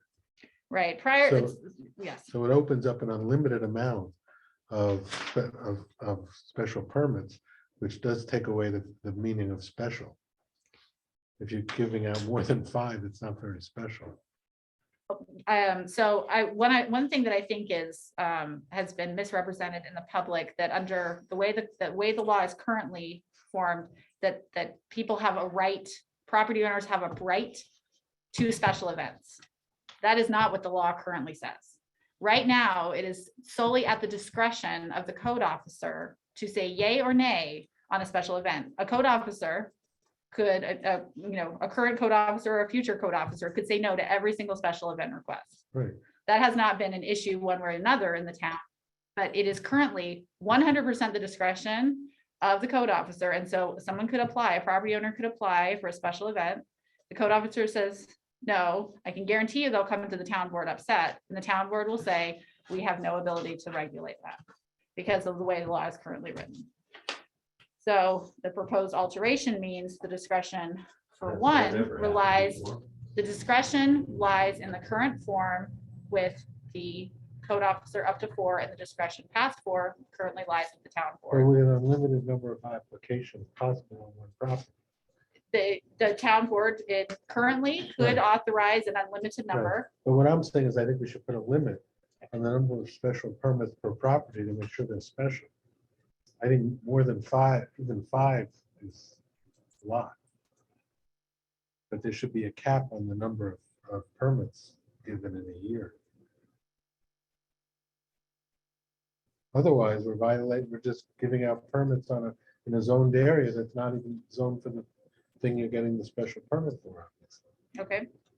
How do others feel about limiting the number of special event permits allowed per property per year? Well, I mean, I think we talked about that. I think that there are quite a few things that we talked about after the public input last time that were valuable to think about, and I'm not quite sure what's the best way to work that through. Maybe we should have like a subcommittee that's working on this and then bringing it to the board. I mean, if we sit here and, Yeah. I mean, or we have to schedule a special meeting to do it. I mean, it's a lot to discuss. And like, for example, we wanted to know what, perhaps there should be some basic general criteria that are looked at, like either by the code enforcement officer or the town board, so that people are clear on Yeah. what the designation's being made by. I mean, we're not gonna do that right now in Right. but with So I all think the it's a other good things idea on our that we have a committee. we had said that, we might want some more clarified wording in terms of a special event. We could look at this mass gathering one, see what the pros and cons of one versus the other are. There's a lot of big differences. But another thing I think is really important is that we look at how this fits in with other activities that might happen in the town. There's how it fits with what's allowed for ag and ag commerce and ag events. That question was raised and quite validly. So I think we have to do some more research on some of these issues. I'd like to pull back a little bit because I'd like to understand from the board whether or not there is a desire by the board to make any changes at all. Because if there's not a desire by at least a majority to make any changes, then there's no point having committee. So what is the sentiment? Leave the law as it currently stands, or you want to make changes? And if we want to make changes, the mechanism, the approach to looking at that, considering that. So was the point of this mass gathering, this template, that there are more objective criteria incorporated into it? So the board requested that a copy was provided because the board asked our attorney in public session whether or not other communities were doing this, and he said he had an example and he would share it. And so this is the example he shared. And this has a lot more specificity to it than our ordinance does. And so this is an example of a different direction. And this really would be a different direction. Nate, am I missing anything in that summary? No, I think that's very accurate. It is a very different direction. It's much more specific. The thresholds, whether it's number of people, vehicles, hours, those things, they can always be tweaked. But it's 11 pages versus, half a page. Yeah, I find this a little overwhelming. Yeah, I think that is a lot of work, and I don't think we have that big of a problem or an issue. We had something, as was raised, that happened as a certain circumstance that But this also. may or may not happen, it could happen somewhere else again. We should think about that. That became a very intense disturbance on a non-allowed parcel. So But I just want to say we that should just look at that. this isn't about grassroots. I This is, didn't say it I know you, was. but people are saying that. But it is the thing that brought the impetus of thinking It about did. that but- particular set of events. But then we saw the amount Because of, the neighbors were we heard a lot of people. right, and we saw the amount of work that it took Mark, our code enforcement Right, officer, to and so we do. needed to look at it. We Right. are looking. But Caitlin's point is good. If we don't have a straw vote to go forward, we should move forward. I think that looking at this, to me, there are some questions that were raised just in the way that it's worded now that Yeah. we may want to clarify now that we've started looking at it. And so I don't support going to a mass gathering law at this point. It seems like a huge amount of work for a problem that we don't really have. Okay, But sorry. that's my thought on that one. But I do think it's worth looking a little bit because we got a lot of input, which was good and helpful. Yeah. On this, since we've started down the road of looking at it and getting input, I think it's worth looking at some of those issues and maybe seeing if we can tighten this up and we can have some dialogue and figure out what's gonna work in this small town that doesn't have that much problem. Is everybody else hearing her raising her hand to volunteer for the subcommittee? I feel like I'll do that's it. I'm fine to do it. okay. But joking aside, Michael, Mary, what are your thoughts on proceeding or modifying what we currently have or leaving it as is? So I like the 142-2, the to be obtained 30 days before the event. Because I don't know if grassroots is on there, but that we realized last year it became kind of a hole in our system where it was too much on Mark for an event like that for public and life safety. Try to process a permit 5 days ahead. And I know grassroots was under pressure too, because, you know, what is there, 4 or 5 of them. So I like the 30 days. That will help the person or group applying for it, and it will help us, you know, to give us time to make sure that, you know, the health permits and the for them to inspect the areas so that it's safe for the attendees. So for me, that one's, you know, pretty easy, and it doesn't, you know, if the event is big enough, it's going to be planned well, you know, well in advance of 30 days anyway. So that to me is easy. The 142-3, I'm struggling with the verbiage that we have in there that says no more than one special event permit per calendar year shall be issued to the same operator or for the same property. That to me sounds like it's okay, we just close the gates. Yeah, that doesn't make sense because I don't think that was the intent. Yeah, it The didn't intent feel was- like the intent for me, so it felt like, Right. okay, you want a second one, then it kind of takes, and I see it from the other side, you're applying for it. You know, if you're nervous that, okay, I'm anti this or anti that, then I might not approve your permit. But the intent was trying to take the pressure off the code enforcement officer, because all of a sudden, you know, we had whatever it was, 4 or 5 of them. And so that, you know, we could review it again, because the neighbors were like, oh my God, there's gonna be 5 grassroots. You know, it turned out to be, you know, 1/5 of all the grassroots. It turned out to be not so bad. And then Mark did yeoman's work and, you know, made sure the property owners were informed. So to me, the intent was that it would come to us, but not limit it to just one. Right. And so I would like to see that verbiage changed. And I then, think Carissa had a yeah, good then to suggestion. Roxanne's note is like, as soon as we start to go to the mass gathering, it's not clear in my head what that would mean Right. to deviate from what we have to what that is. So I don't have an opinion either way. It might be a good way to go, but I'm not sure. So you're okay with us working on? drafting, Absolutely, yes. okay, you may- And I am too. yeah. Okay. I mean, I think we could work on this a little, and then you can think about if you're worried that someday Woodstock is gonna come here or something, and we need a big mass gathering law, but in the meantime, this will be tweaked a little more tightly yeah. and to fix some of these things like the 5 days, as you say, there's some obvious things.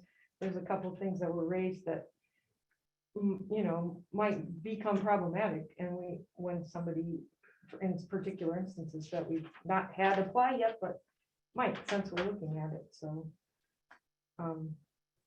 Yeah, I'm happy to work. on All right, it so with let's work someone on it. if someone else wants to, and also to engage in discussion with. Well, we will who have are concerned. an information session and then a hearing. Oh, yeah, on right. this? We don't even have a draft, though. This isn't even Yeah, a draft. okay. Michael, you had some very thoughtful comments. I wondered if you two might be willing to work together on mending the language, if you have time to join Roxanne. Yeah, I would do it, but I would need to, you know, rely on, you know, Nate or something. Oh, Because absolutely. I wouldn't feel, Oh, no, I understand. I think what would probably be useful is if as a working group, you guys put your, you know, what you're trying to accomplish, and that can always be put into legal language for review by you to see if it accomplishes that, which I'm not asking you to do the legal drafting by right, any because it's stretch. a little out of my wheelhouse. I have an opinion, but it's, you know, doing some of that, it's like, okay. No, that's- no, yeah. Yeah, oh, no, just, but getting, because I think that your point of what it reads and what the intention or Yeah. might be different, and I think that having lay eyes is a very good way to do that. Nate, does that make sense from a legal perspective? Yeah, no, absolutely. And I would certainly appreciate, in having an actual dialogue, with Michael or with whomever on the town board to understand, you tell me what you want. I work on the language, we can do it collaboratively that way. Instead of it can happen a little faster in that sense, I think.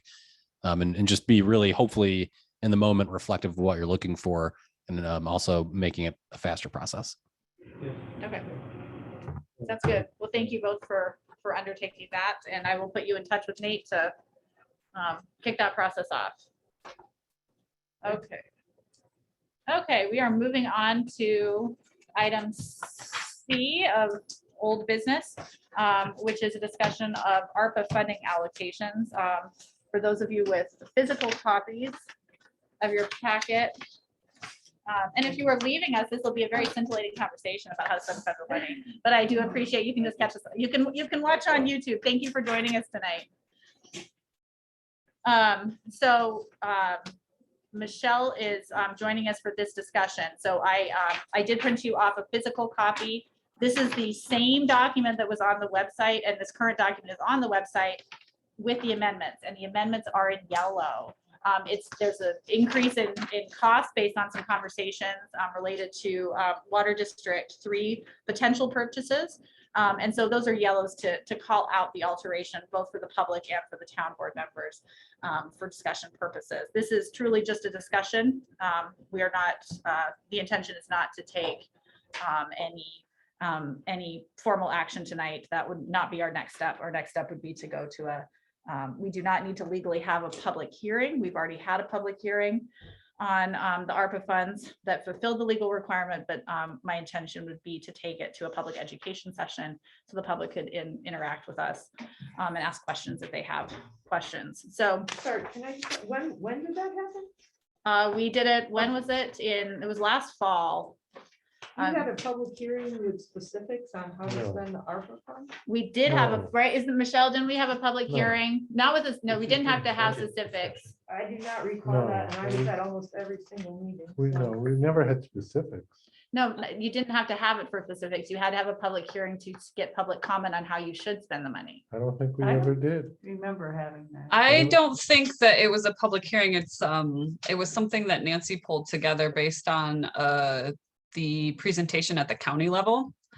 So it was last year at some point. It wasn't a public hearing. But yeah, it was intended as an informational session. Okay, thank you for the clarification. What we're looking at tonight is we are looking at there's background information that was largely for the public, although it's certainly, I think, useful for board members as well of what can and cannot be used.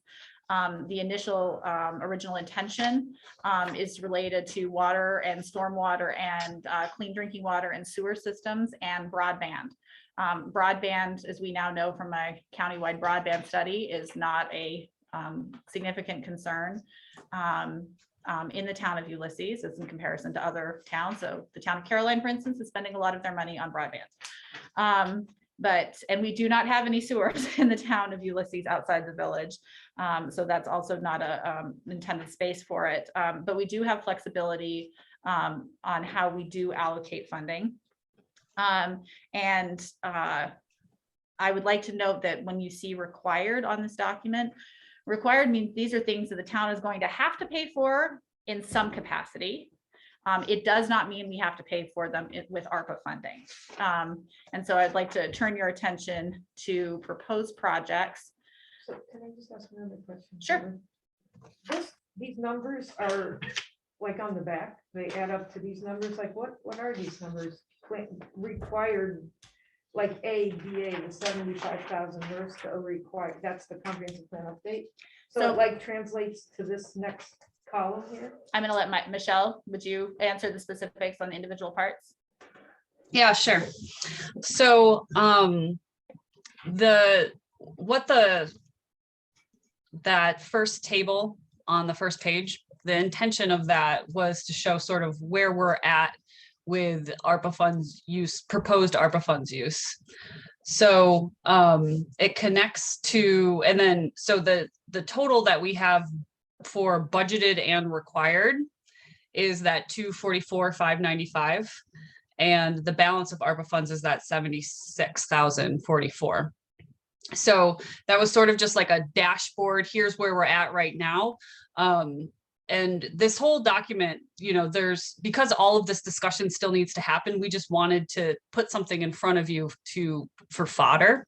So the intention of that first table there is a little bit of a dashboard about the distribution of proposed projects and how it compares to the population of the town. So the proposed projects are on the other Right, side, yeah. but they don't They don't add add up to these numbers. I'm just trying to understand how these numbers connect to the numbers on the other side. So they connect on this section. It's right here. So these are, if you look on the far right-hand side, required and so- budgeted. And these are the things that we budgeted for in the 2022 budget. And things that we have identified as required as things that we need to accomplish one way or the other. And those numbers are what correlate to the dashboard. The other items, because at the end you can see on the second page, under, you see chlorinator at Cold Springs Road. At the end of that, the ARPA balance, if we chose to spend the money for that, is $76,044. And that corresponds to ARPA fund balance over here on the dashboard, which is the $76,044. These items below, so there would be, if we choose to continue with those required / budgeted items, we would still have $76,044 left. And we have included potential uses of that money below. These are non-required. So that's where it says in the right-hand column, other considerations. So we had conversations in the budgeting process last year of how to allocate and spend some of the ARPA funds, but we've not made any actual expenditures and wanted to bring it back to the board to see if the board wanted to continue with its budgeted options. In particular, the first item on the proposed list are water studies. We initially budgeted $40,000 for that in the 2022 budget process, knowing that that may be insufficient money, but knowing that we had concerns both on drinking water quality and stormwater. So that's why Roxanne, I wanted to bring in your conversation from the Rural Water Association, because we knew in the budgeting process that we did not have time to specifically go into the purposes of those, you know, and the specificities of what we wanted to get from water plans. And I personally thought that if the board wanted to continue pursuing those plans, which I personally think would be important, that I thought sustainability might be a good committee to help clarify and specify what those plans could or should focus on. So that's what I was wanting to bring into the rural discussion, Rural Water Association discussion.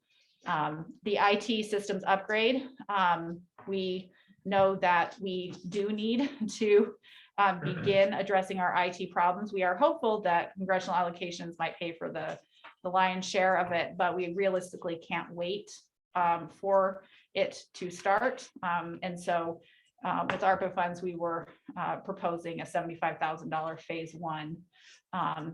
Again, this is something that we need to do, the IT upgrade. Whether or not the board wants to allocate $75,000 in phase one is obviously at the discretion of the board. We have budgeted money in the comprehensive plan. But I don't believe, Michelle, that we budgeted $75,000 in the comprehensive plan. Wasn't it closer to 40 in the 2022 budget? Because it got the 40 was I think associated with, well, let me just check and make sure I don't speak. The 40, I think the intention of that 40 was for water studies and to get started on a comprehensive plan. So 40,000 is all that's budgeted for anything that has to do with the comprehensive plan or water. Is that correct? So I'm looking at the sub budget right now. And so what we did was in the B fund engineering consulting CE line, which is B 1440.4, we budgeted 40,000 for water studies, which was offset by ARPA funds. And then we put $10,000 as a little bit of a placeholder for the comp plan. So Right. as a way to get started. So that's 50? Well, it was 40,000 for the water study. So that's on this proposed project use, 40,000 for water studies, which is offset by ARPA. And then was the $10,000 that was allocated in the 2022 budget, was it offset by ARPA or were we paying for that directly? It was not offset by ARPA, no. So we're proposing in this that again, a rough, Michelle has collected estimates based on conversations with 2 engineering firms of what it would cost us to proceed with a comprehensive plan update. They come to the tune of about $75,000. We have the option to pay for that out of ARPA funding. What do engineers? I mean, we don't even have a committee. I think we should have a committee that's talking to people about this, not, I don't like the process that we're using. For So- is it general or for The process, well, for the comprehensive plan, for sure. We have a committee, but we don't really have a committee. We have liaisons to a committee that doesn't exist.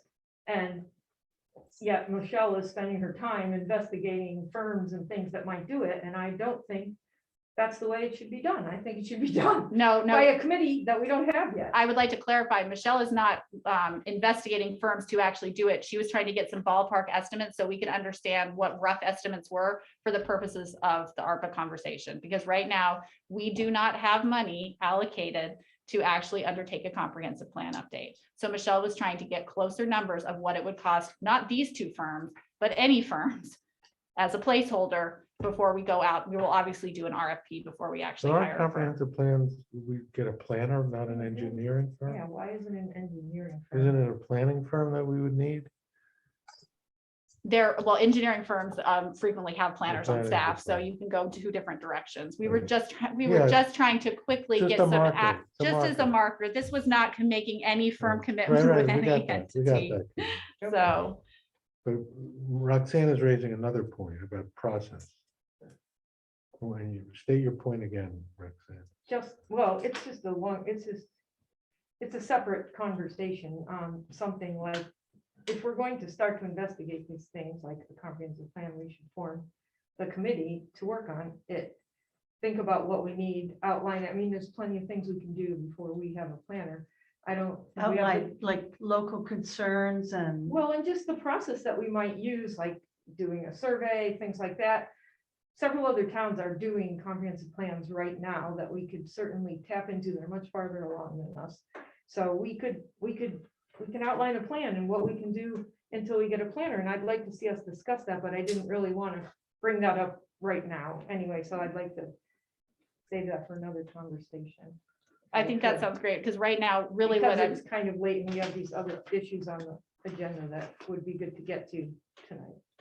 I agree. That's why, and it's not trying to hold up the comprehensive plan. This is actually moving it along because we currently do not have a budget to pay for the comprehensive plan. So one of the potential suggestions is we actually use ARPA funding. Right. And moving on to the radio head replacement.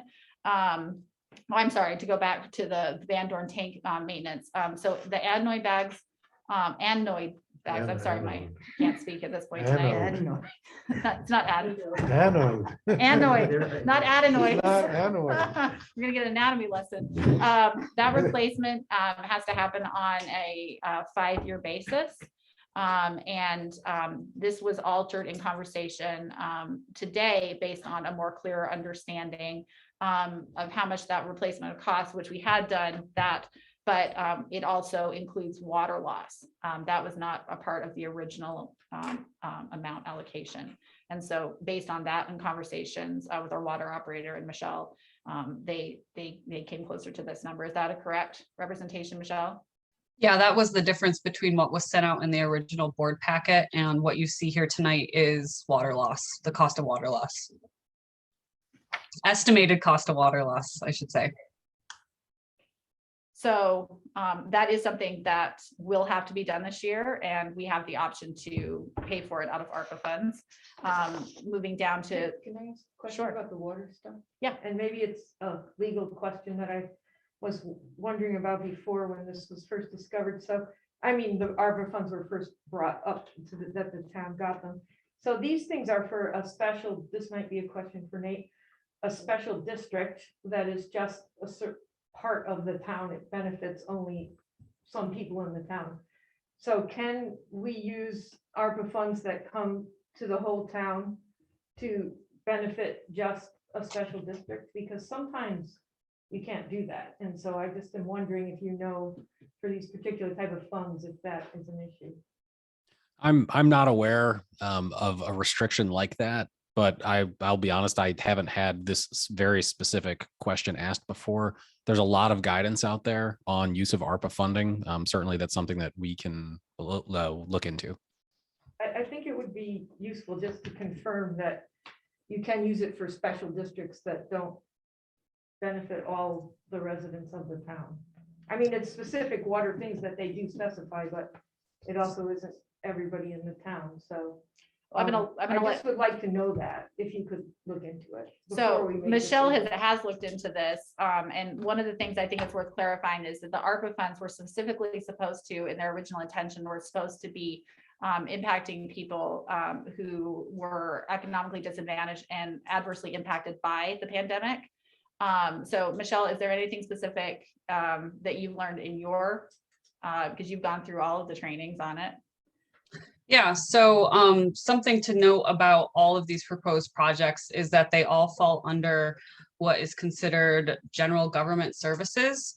And so something since the last time the board has discussed this in meeting that has changed with ARPA funds is that they, in the final rule, they specified that most governments can use this standard allowance. So when I say most governments, most small governments, a standard allowance of up to $10 million in lost revenue. So just a reminder of the scale that we're working at here, we have $320,000 plus a little bit more than that of ARPA revenue. And they're saying that any government can claim a standard allowance of up to $10 million in lost revenue to use for general government services. These funds are recognized in the A fund and can be transferred to any other fund in that for general government services, including water districts. So, but a water district that's only some people in the town is considered a general government service for the whole town that you're governing. That's my question. I think what Michelle has pointed out is, and this is the concept that I'm familiar with, there is just a standard $10 million allowance provided to government, your local unit of government, to claim for whatever purposes effectively. And so as long as the amount of money is less than $10 million, then we don't have to draw the tight distinction I think that you are asking about for use of those funds. So I think based on what Michelle has just said and my general broader understanding of it, I believe that you could use the ARPA funds for a specific district that is limited in geographic scope in the town. So the things that under the standard that we do know under the standard allowance, we can't use it for are pension payments, debt payments, litigation, replenishment of reserves, and reduction of tax levy. So they have specifically called out, there are things you can't use them for under the standard allowance, but they did not specify special districts in that.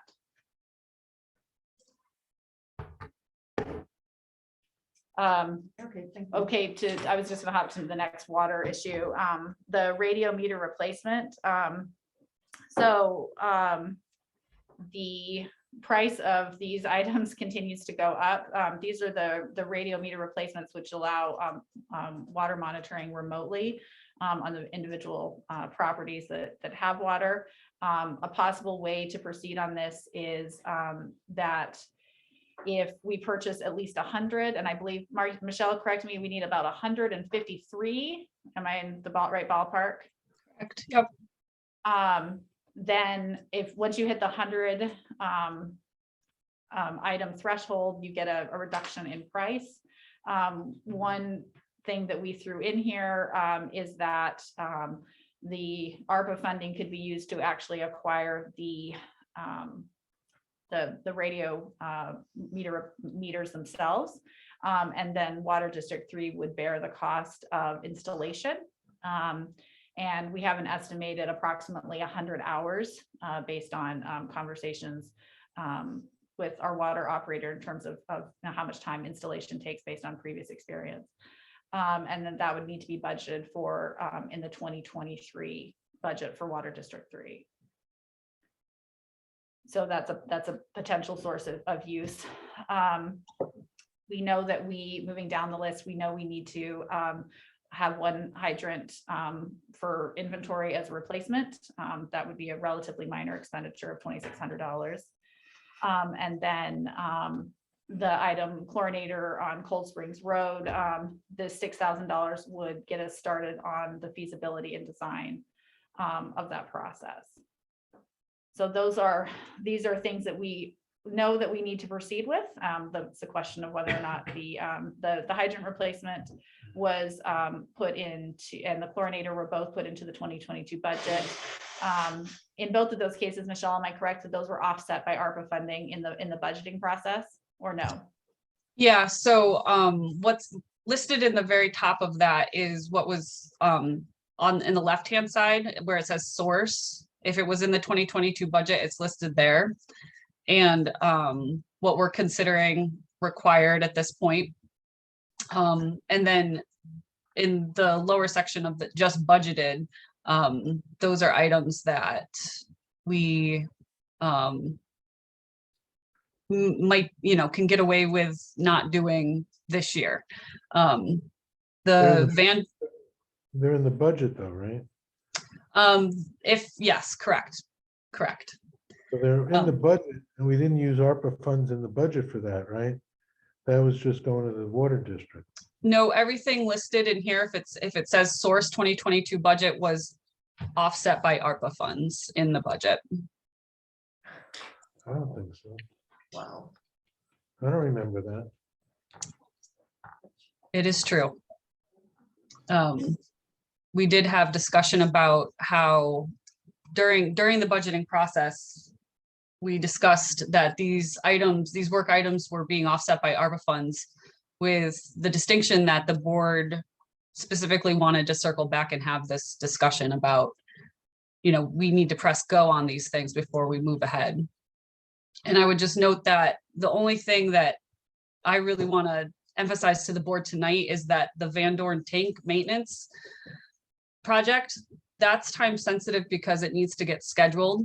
They need to be able to do it this summer. And so we need to get on the docket to do that. So there is some action that needs to be taken soon on deciding where the funds are coming from for that. So let me ask you a question. Under source where it says 22 budget estimate and then 22 budget adjusted for ARPA use, why is it in that? Why is that phrase used just for the radio meter replacement? So I apologize for the two different documents that you got. We had a meeting just today with the water district operator, and he mentioned that he got some new prices for these radio meters just last week. And so that changes the dynamic of the conversation. And so that 22 budget adjusted, that was in reference to the fact that when the first version of this document that you were provided in the board packet had a different number there. And as I was quickly adjusting this to get this out today, I failed to change that cell as well.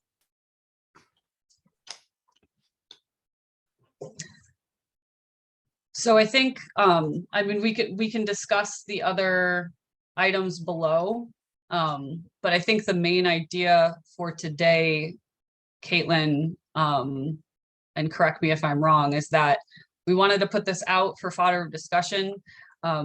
We can certainly take this back to the finance committee to discuss further based on whatever comes out of this process tonight. But the idea is that, we have some time sensitive things that we want to act on. And so I don't know if it's going to be possible for us to decide how we're spending all of the ARPA funds at once, or if it could possibly be a process where we say, okay, this is definitely an item that we're going to use ARPA funds to offset the cost for, and then go from there and just keep track of the balance and work through it like that. So I would like to see the final budget of last year and see where we offset these with ARPA funds. Because I don't remember us doing that in the water district. We did, we said we would come back and we would not spend any money. And I remember saying that I said that I would promise that we would not spend any money without having further conversation. But we needed to move forward. We knew that we needed to do some things in the budget and we were trying to, and I would like to point out too, that the standard allowance for under $10 million, that didn't come out until after our budget was adopted.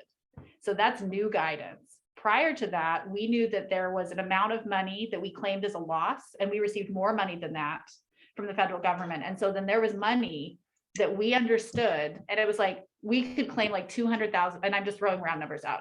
We could claim $200,000 as loss. So means, and if you could claim a loss before the standard allowance up to 10 million came out, if you could claim it as a loss, you were free to use it however you wanted. That was the guidance that we were given. But we didn't have a loss. We did, we could offset it by sales tax and other things. We had a recognizable loss that we could document based on the, the formula the federal government gave. And then there was an additional 100,000, whatever, that was not considered a loss.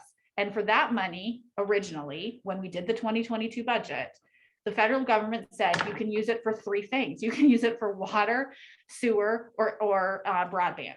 And so Okay. that's why we allocated Right. specific things, because we don't have sewer and we Right. don't have broadband, Right. but we do have water. And so that was the intention of the federal money. Because of management Right. issues, the federal government doesn't want to nickel and dime us, because that's a lot of Right. paperwork for not a lot of money. They're going after bigger fish.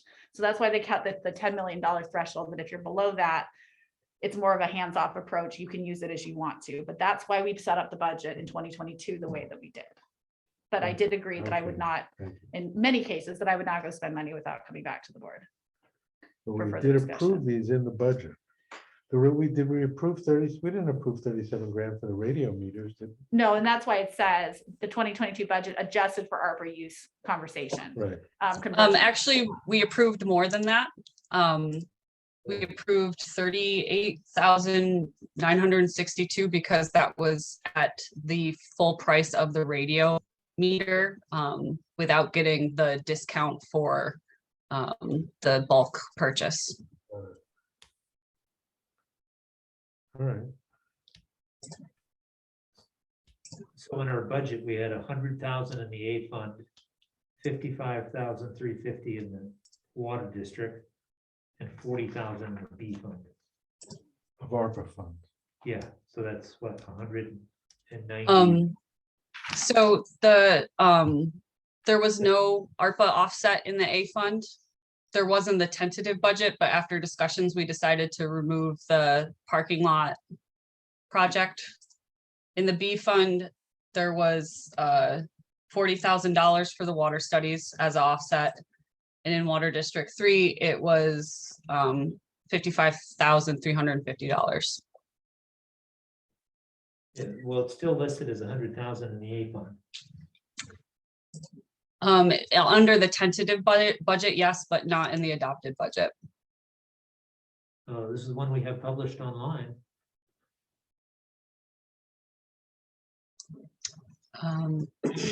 Yeah, and I'd be interested in seeing what you're looking at. Okay, well, let me go make sure I'm looking at the right column. Have a good evening.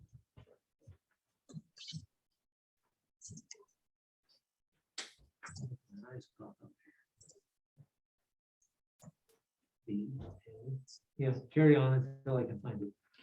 Oh, hold on. All right, well, from what you're saying, Caitlin, we need to spend the Van Dorn tank maintenance is in the budget, so it could be spent.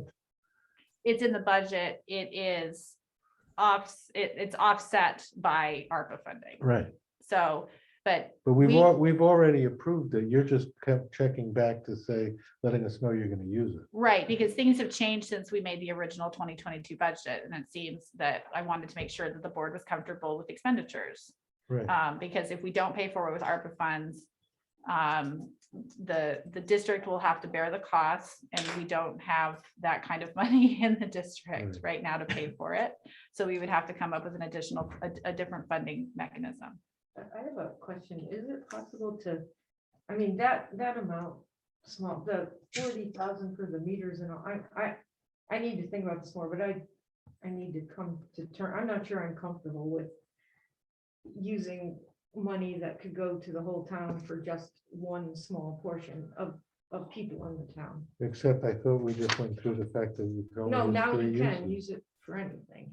Well, I thought you said 100,000 can only be used for 3 No, uses. but that changed. That was the understanding now when it's we did our changed. budgeting. Now they're saying as long as it's under $10 million, you can use it. for anything. And I understand these issues, and so a question is, can you like loan it to that fund? Well, we like the did, we 40 did have that, grand, we did and have that then conversation. have it be paid back We gradually into did, another fund? we actually did have that So, conversation. yes, and we did the investigation on Right. that, and yes, you Yes, we can loan can. it, however, all the ARPA money needs to be spent for its final purpose by 2026, correct, Michelle? Yes, it needs to be obligated or spent by 2024, but actually like out the door by 12/31/26, or it needs to be returned to the treasury. So it's a situation where, yes, we could do a loan from ARPA funds, but then it would have to be paid back by the water district, and then that ARPA money reallocated and spent before 2026. So Michelle did the investigation, Right. but because I thought that was a great idea, it was my Yeah. idea, and I thought that was a wonderful there you idea. go. I know, see, I you thought had it a was great my idea. idea. Yeah, well, maybe it was Rich's idea, but either way, we investigated and sadly it failed to, I mean, we could do it, but it's such a It's short loan cumbersome, period yeah. that it's probably not worth doing. So, So I have a question about the use of ARPA funds for Water District 3 specifically. Given a couple things, including the fact that these funds were initially supporting populations that were disproportionately affected, people who experience poverty by the pandemic. And knowing what we know about the census tract that represents Water District 3 in Jacksonville, how it is a higher poverty district, higher population without healthcare, higher poverty rate. I'm just curious about the consideration of using that in a census tract that is known to have higher rates of poverty. And then if that's not a consideration that the board would like to make, I'm curious about offsetting or matching the total population of the town of Ulysses and taking that as a proportion for ARPA funds. I have no idea what you just said. Yeah. Okay. No idea. All right, let me ask it simply then. So the census tract for Jacksonville represents 11% of the town of Ulysses. Would the board as a whole feel comfortable spending 11% of ARPA funds on Water District 3 because it's proportional in that way? Well, we already are, we're spending more. It would be more. Well, we don't have to spend more. No, but I'm just saying, under what we just proposed, 11% is $33,000. We're already spending 37 on radio meter replacements for SW3. So we're already spending more than your request of the 11%. So right now, the what's proposed is 17% of the ARPA funds in Water District 3. Right, and you This is said on we the should first spend page. 11%. Handout. Didn't you My just say we question- should spend 11%? We're spending 17, it's right on. Right, 17, and the population is 11. So we're spending more than the population. this is just a proposal. This isn't, we No, I'm have just spent. asking, I So- don't understand what Michelle is asking. My question, I guess, is based on something that Roxanne said, which is that she doesn't feel comfortable. Well, I said I wanted to think some more about it, but on the surface, I'm just questioning whether that's a thing that we should be doing. That's all. Equitable. Equitable, yeah. Late, I'm losing my words. So but- can't we, back to the loan thing. Can't we do a grant, not a loan, a grant to Water District 3? And then after the loan is paid off, the big loan, they'll have enough money, they'll have money to pay back that funding. The money, the ARPA funding needs to have a final destination. Right, it's a Right. grant to SW3. And immediately. Okay, but you're And expecting then them in to. 3 or 4 years, we're gonna create a document that pays the town back. Because in 3 years, the big loan is gonna be paid off, position to pay a little bit, rather than adding it on to their already expensive, covering that come in 3 years, isn't it? 2 or 3 years, it's done. So is this population of the town or population of the town outside the village? Population of the town outside the village. Yeah. Because that's all our ARPA funding is for town outside. We received our allocation of funding based on town outside village. I think the question of what's a loan and what's a grant is probably a legal question, Right. actually. Because I mean, if I received a grant from somebody, I think personally, if someone gives me a loan, I know I have to pay it Right. back. So, Well, all right, it's just something to think about. But I'm back to Michelle's question. Michelle, you were saying percent of the budget of ARPA on Jacksonville, on Water District 3. You agree from what we're saying here, we're spending more. Correct. And so just to clarify. Sorry, go ahead. Are you asking for something else? No, I support the use of ARPA funds for Water District 3 in the way that it's outlined in this table. I think it's a good use of funds and it speaks to the spirit of the funds and is roughly proportional to the needs. So Michelle? yep. Michelle, I'm sorry, did you turn off your video? We're having some connection issues and I bet video off would probably speed up Sure. the verbal part. Sure. Is this better? Yes. Is it? Okay, all right.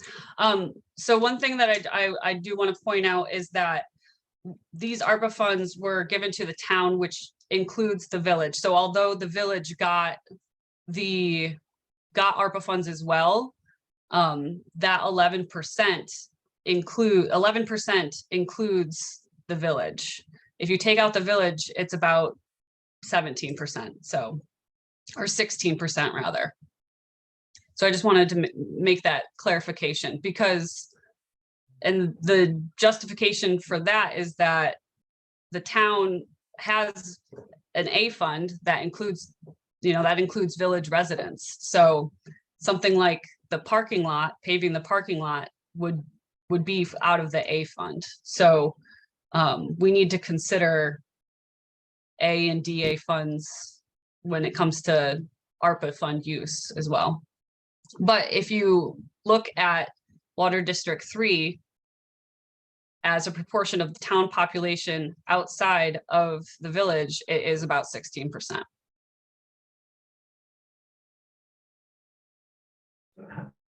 What did we get for ARPA funds? 320,000. Right here. We got. 320. We have half of we're it talking now. Two different fiscal years, right? Right. Great. We haven't spent any of it. We have our first Right, half but how much did allocation. we get last year?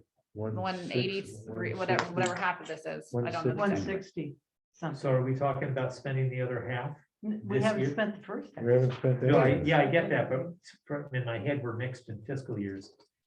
We budgeted whatever we got last year for 22. And did we get the second half? No. No. Been any of the first half. Right, And so so- the idea being some of this, for instance, even if we stay on a comprehensive plan, we couldn't spend $75,000 realistically on a comprehensive plan this year. So it'll go into So are 2023. would we spend the money we get this year in 23? As we have to have everything allocated by 24 and we actually have to spend it by 26. So we could choose to spend something in 25, So for this would be instance. a budget modification. If we're gonna spend this year's, because we didn't budget for the second 160, right? No. Yeah, so that'd be a budget modification. Mhm. If we're gonna spend whatever we receive Well, this well, year. it's not, we haven't done the budget for 23. We don't have to We spend it. don't have to spend it right away yet. We could keep it and Yeah, I we can get make that. plans. I get So we that. don't have to. I mean, in my head, the numbers aren't adding up because we've got, I only see, Michelle was correct, that 100,000 was in the tentative. And I only see 95,000 budgeted in 22. Right, we did not budget everything. Right, because they didn't budget the IT systems upgrade or the comprehensive plan. There's 150,000 that wasn't budgeted. but it's projected for use of ARPA funds, so there's Yeah. 150K So we right there. would, yeah, we would modify the budget. If we decided we wanted to spend $75,000 this year on IT stuff, we'd have to make that into the budget, not gonna say Right, we're going to, that's but right. yeah, that would be a budget. Yes. Right, right. But it's just it's just a discussion idea right now. Yeah, I get that. I'm just adding, trying to get the numbers in my head. We're mixing fiscal years. And what's been previously budgeted with, say, adding things. Again, if it's the IT, that's fine. And then I think the comprehensive plan is important. And it's something we should kick off. I mean, I'm fine with the water going, I mean, as long as it's. What did you budget for meters for this year, Michelle? I didn't see it. $38,962. So that's, So we actually budgeted more than, but it's only gonna be 30 bucks a head, it's not much, $2, $5 a head, Really? it's not much. Right? So is that today's price? This is 37,422? Well, because see, Correct. what happened is that we had a price when we did the budget. Yeah. Right. And then the price went up and we Right. just got those numbers and then we also got a discount. Discount, over So the 100. difference between those two Is comes Not a lot. out. What? Is the same? Well, it comes out to $5 off or whatever. Right, for- $5 a head. Yeah. So, I mean, it's, $10. frankly, I think that's a very close budget estimation. And Yeah. also, I'd like to point out too, that there's gonna be a cost associated if the board continues with, approving the 37,422 for the meter head replacement. Water District 3 alone will bear the cost of the actual installation. Why would you make that distinction? Why, well, I mean, we could increase the amount of money that ARPA pays for, but it's gonna be a minimum of 100 hours of staff time above and beyond regular duties How for are the they- How are they installation. gonna afford to pay that? I'm sorry? How's that SW3? We're going gonna to have to budget for it in 2023. They can't afford to pay for it right now. So we wouldn't put any in this year? So the plan, that's what I was like, this is very tentative. I just wanted to throw out that I was suggesting that the price of these meters is never gonna go down. pay? So we should buy the meter. So buying them, and we also, it's my understanding, again, not an expert, but my understanding that the technology is persistent enough that they're not going to, something that we buy, 3 months from now isn't going to be out of use next year. So based on the technology, based on the company, based on the projected longevity of these particular pieces of equipment. So my possible suggestion was that ARPA pays for acquiring these, and then as with potential installation over the winter when regular, some of it could be paid for in 2022. There is some money available in Right. Water District 3. They might not be able to bear the full cost of it in 2022, but it could be budgeted for, to start the process in, post-November and move into So you early say we're gonna pay 2023. extra time to a water operator to install these? Yeah, We're gonna Or as have part of to. his regular duties? Well, so the way we have it budgeted for the water operator is that we have budgeted 13 hours a week. On average, some weeks are more, some weeks are less, but this is going to take a minimum, we projected a minimum of about 2.5 weeks of time. Right. So about 100 hours to actually install these. That would have to be above and beyond the regular hours because it's not part of regular Right, duties. right. So our estimate, that's a very rough estimate based on having conversations with the water operator about, Right. how much time it would take to do something. But wouldn't it save time later on after they're installed? That is certainly the hope. Yeah. I Yeah. mean, that's the whole point of doing it. Yeah. So there's some upfront costs, but there becomes more efficiencies as the system progresses. So, Right. Well, the thing you have to do soon is the Van Dorn maintenance, right? yes, Well, then, it needs to be done this summer. right. So do we all agree we should do that? Yeah. I guess we should do that, but I disagree Where's the about money other coming stuff. You disagree about SW3? All that You- money, I want to just have more of a conversation Yeah, about it, but okay. it doesn't matter, it's one. Well, it's gotta be You done. guys could vote for it anyway, we did already in the budget, but I just have some more questions about that. Well, But yeah, I guess. I don't think you even need a vote. We It's in should the just budget. do the Oh, the vote would be to use the ARPA funds for it? So, Is well, that what- It's I already mean, in the we've budget. currently allocated it. What I didn't want to do is we go through the procurement process that we Right. have to follow. But if the board said, oh my God, no, I don't want to do that, Right. then obviously that would So be. I'm moving, we go ahead with the tank maintenance for $80,573 offset with ARPA funds immediately.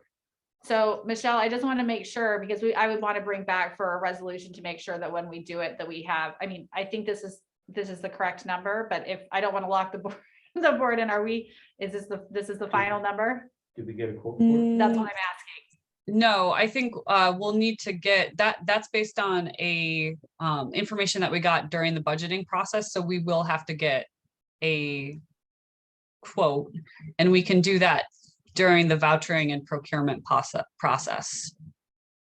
We can pass a resolution during that process.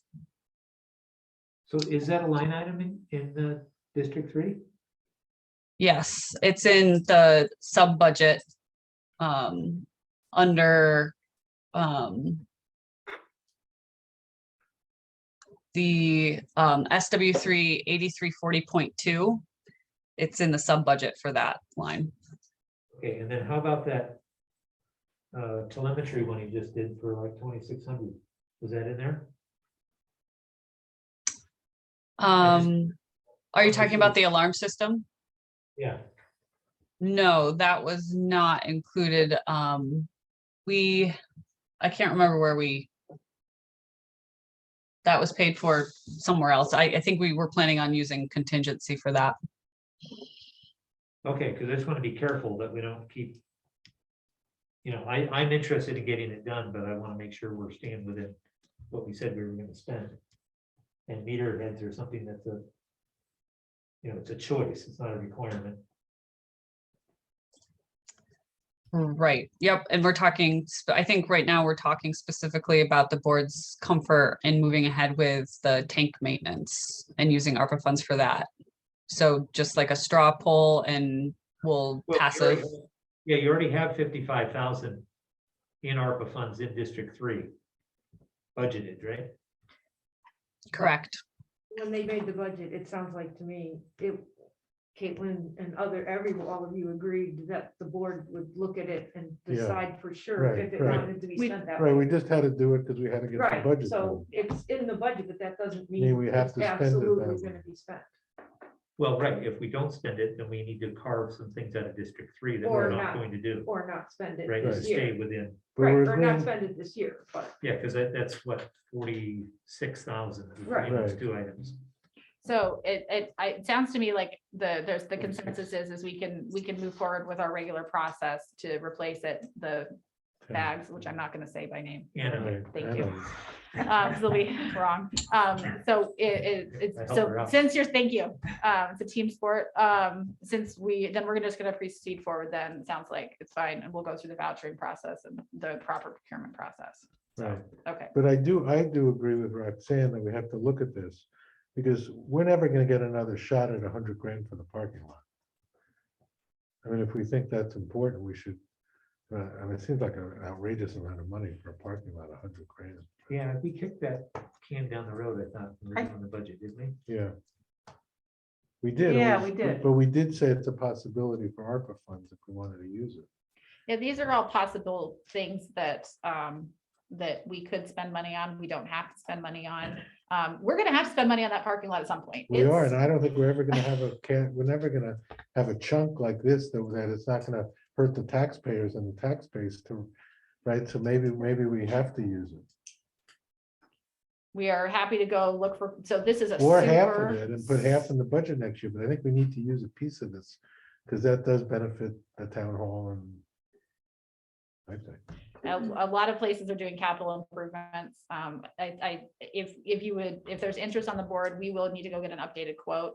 This quote is rough and it is old and it's based on the parking material that was put in at Deganic State Park. And the didn't we hear visitor there were center, issues with that? They're having a lot of issues with, and Well, we don't so wanna this use would need to that. kind of go back to the drawing board, and we're happy to look at those numbers, but we didn't want to spend the time, Right. honestly, if it was done in the water. Was that the one at the Overlook? Yeah. I think it's worth We just- researching. We just Yeah. did one at Peterson lot. That seems to be holding up. I think it's worth researching that as a one-time opportunity, Yeah. as you said. You don't have to spend it for 2 more years, Right, so, right. so it's not something you have to do, drop Right. everything. And on maybe right we away. could put some money in the budget. For a to- couple of For years. a couple of to- years to yeah. not have to spend 100, or Right. maybe we spend It's- 50 or yeah, it's probably 60. something you want to get designed, Yeah. you know, Yeah. so have it, if we have the survey that we had from whatever the sale was over here, Right, and then I would get, because you can ask Scott too.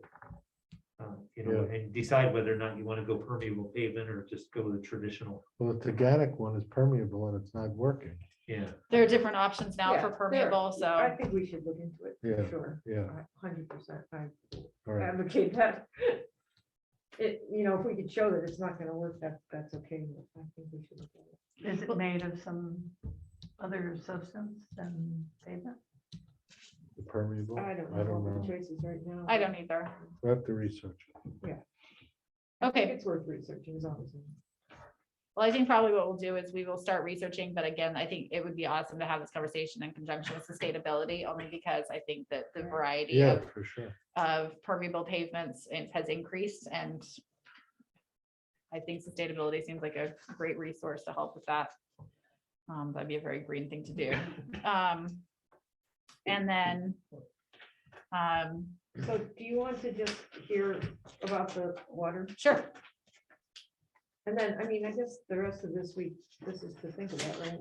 yeah, and if, I think if you see some glare, if anybody sees some glaring issues, it'd be great to hear them now. If you know, and I think I have heard some glaring issues, and Well, in comprehensive plan, we already have 10 grand in our budget, not from ARPA.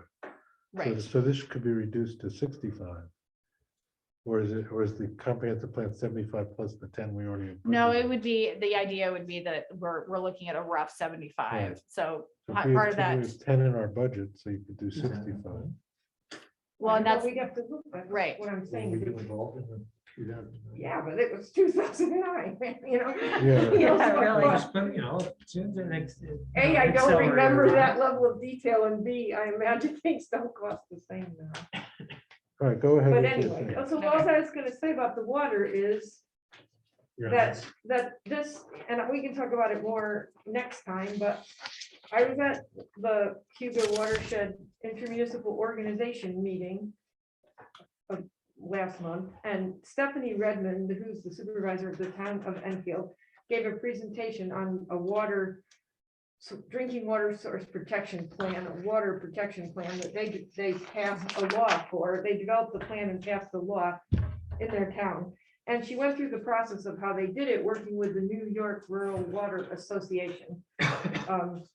And she was, and they did this whole, they had this whole process whereby they did a survey, like a lot of the things that we had talked about that I had heard the board talk about wanting to do as part of just evaluating current water issues, sort of updating what we did in that water study in 2009, and it certainly would connect in with comprehensive planning, maybe it'd be an appendix or something, I don't know, we could decide, but it certainly informs the bigger picture in the town, and also helps us to see what kinds of things we can do to potentially, reduce threats and help where there's really drinking water problems.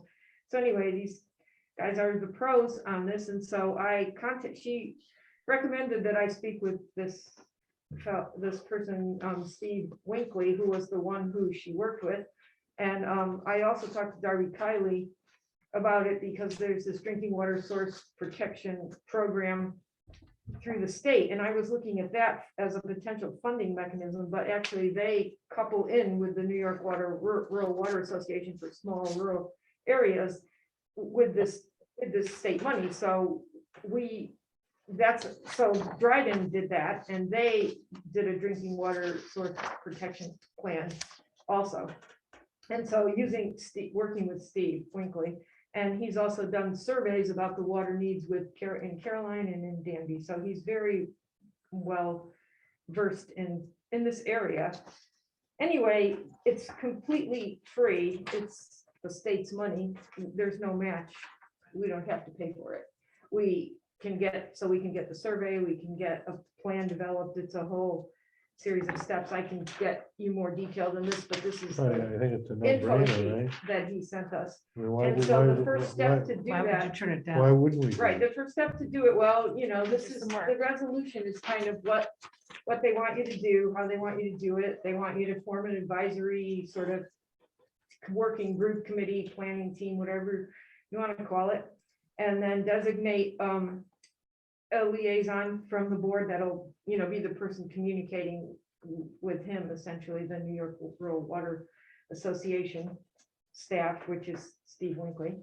And then, you know, they want you to obviously hold a workshop, but you would do that to get public input anyway. And then, you know, they would like you to approve some sort of a source water protection plan in the end.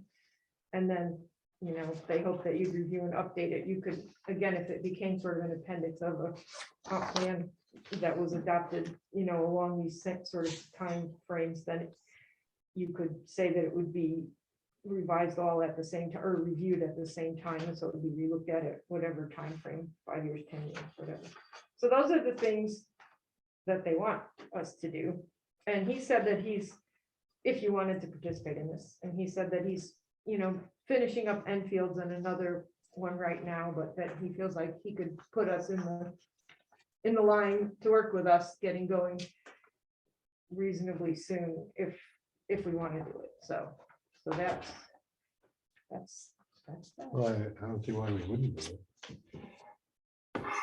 And so we could, at the next meeting, you know, you could look at this resolution, you could look at this. Okay. If you have more questions, you can email them to me and I can get the answers. Sounds good. And then Okay. maybe we can take this up just so that if we're gonna do it, we should get in the Line. in his line. Yeah. Yeah. Okay, And so, let's take it up at the next meeting. right, I mean, I'm sure Stephanie Redmond would be willing to come for 10 minutes and talk about their experience if you think that would be helpful.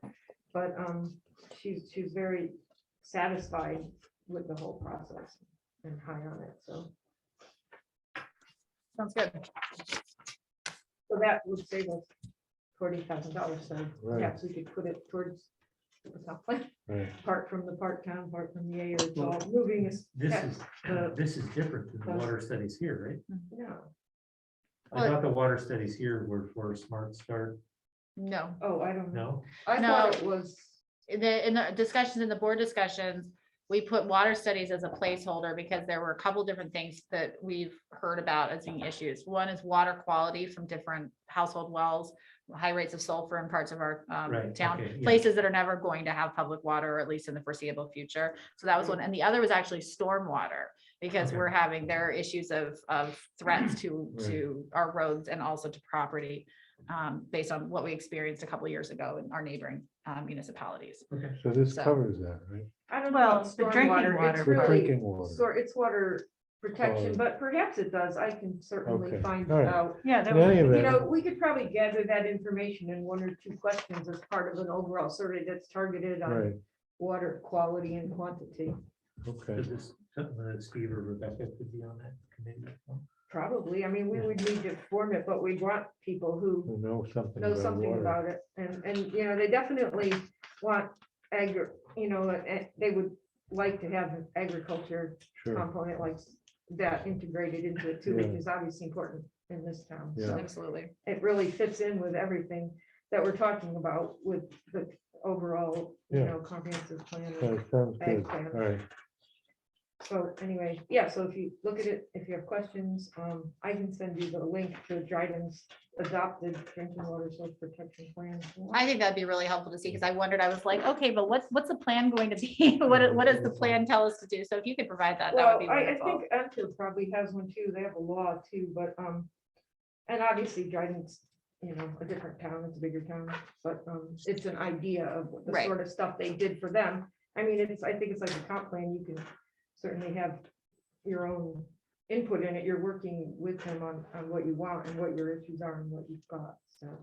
No, it's great. Thank you for bringing it. I think Sure. that's wonderful. So we'll plan to talk about that on, I think it's May 10th. Right, and I'll just let him know that the board's gonna take up the Yeah. resolution on the 10th, so we stay in his Yeah. loop. Sounds good. Okay, so my tentative recommendation will be, I feel like we have some on the ARPA funds. I feel like I have some action items in terms of, we're gonna go, start hunting at some point in the near future for, parking lot quotes, things like that. But we'll move forward with the bag replacement process. And then my recommendation would be that maybe the finance committee can mull over some of these, chew over some of these, because there might be some more issues. I know you've looked at this, you've talked about it something, but maybe refining, and maybe there are additional items that we could put on proposed projects that are not required, but that may be a place. One other really quick thing, actually, that I was going to say is, it reminded me, talking to Stephanie Redmond, because she was talking about some other things that she was putting in place in the town of Enfield, and they were writing a grant. One of these, I don't know if it was from the hazard mitigation funds or the FEMA funds. I don't know. There's Scott Doyle a while ago talked about hazard mitigation and FEMA and funding availability. Right. I don't know what the status of that is now. I was going to check, but I didn't have time. But anyway, she was getting a backup generator for their town barn was the thing she was Right. writing the grant for. And so some of these things, I think, presuming those opportunities Yeah, still we exist, could- we could look into it. We can probably get money for perhaps the culvert one too, for hazard mitigation stuff. So we could look at it anyway. She was telling me that was another thing she was doing. So she was working on all these things. I can tap her again for more detailed info, but So Michelle, all that have to yeah. do with water, so. Michelle and I had to have the conversation. We actually do think there's FEMA money available. We do know that for the engineering and installation of the generator, it becomes a time issue. It's in terms of, we can do it. We would just have to carve out Michelle's time in order to go after it. And it's something that we know we need to do. This to Right. me is like a major actual vulnerability that we don't have this taken care of in terms of just even IT issues, Right. being able to continuity of services. The generator?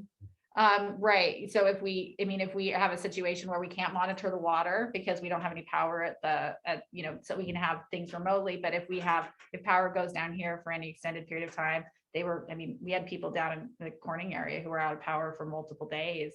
There might be circumstances where if we would really need to have power on. Do I think it's an immediate threat? No, but do I think it's been an identified issue in the town for a number of years? I wasn't aware of it, but it had been identified. So it's just simply a choice. We can carve out time to go, apply for separate money, or we could allocate money. We're just throwing it out there as something to say, hey, board, this is something that we really should think about spending money on in some way in the future. So. Okay, so we will start chipping away at that stuff. Roxanne and Mary, I'll reach out to both of you to talk about maybe sustainability helping with a couple of these components. And we'll move forward. Thank you very much.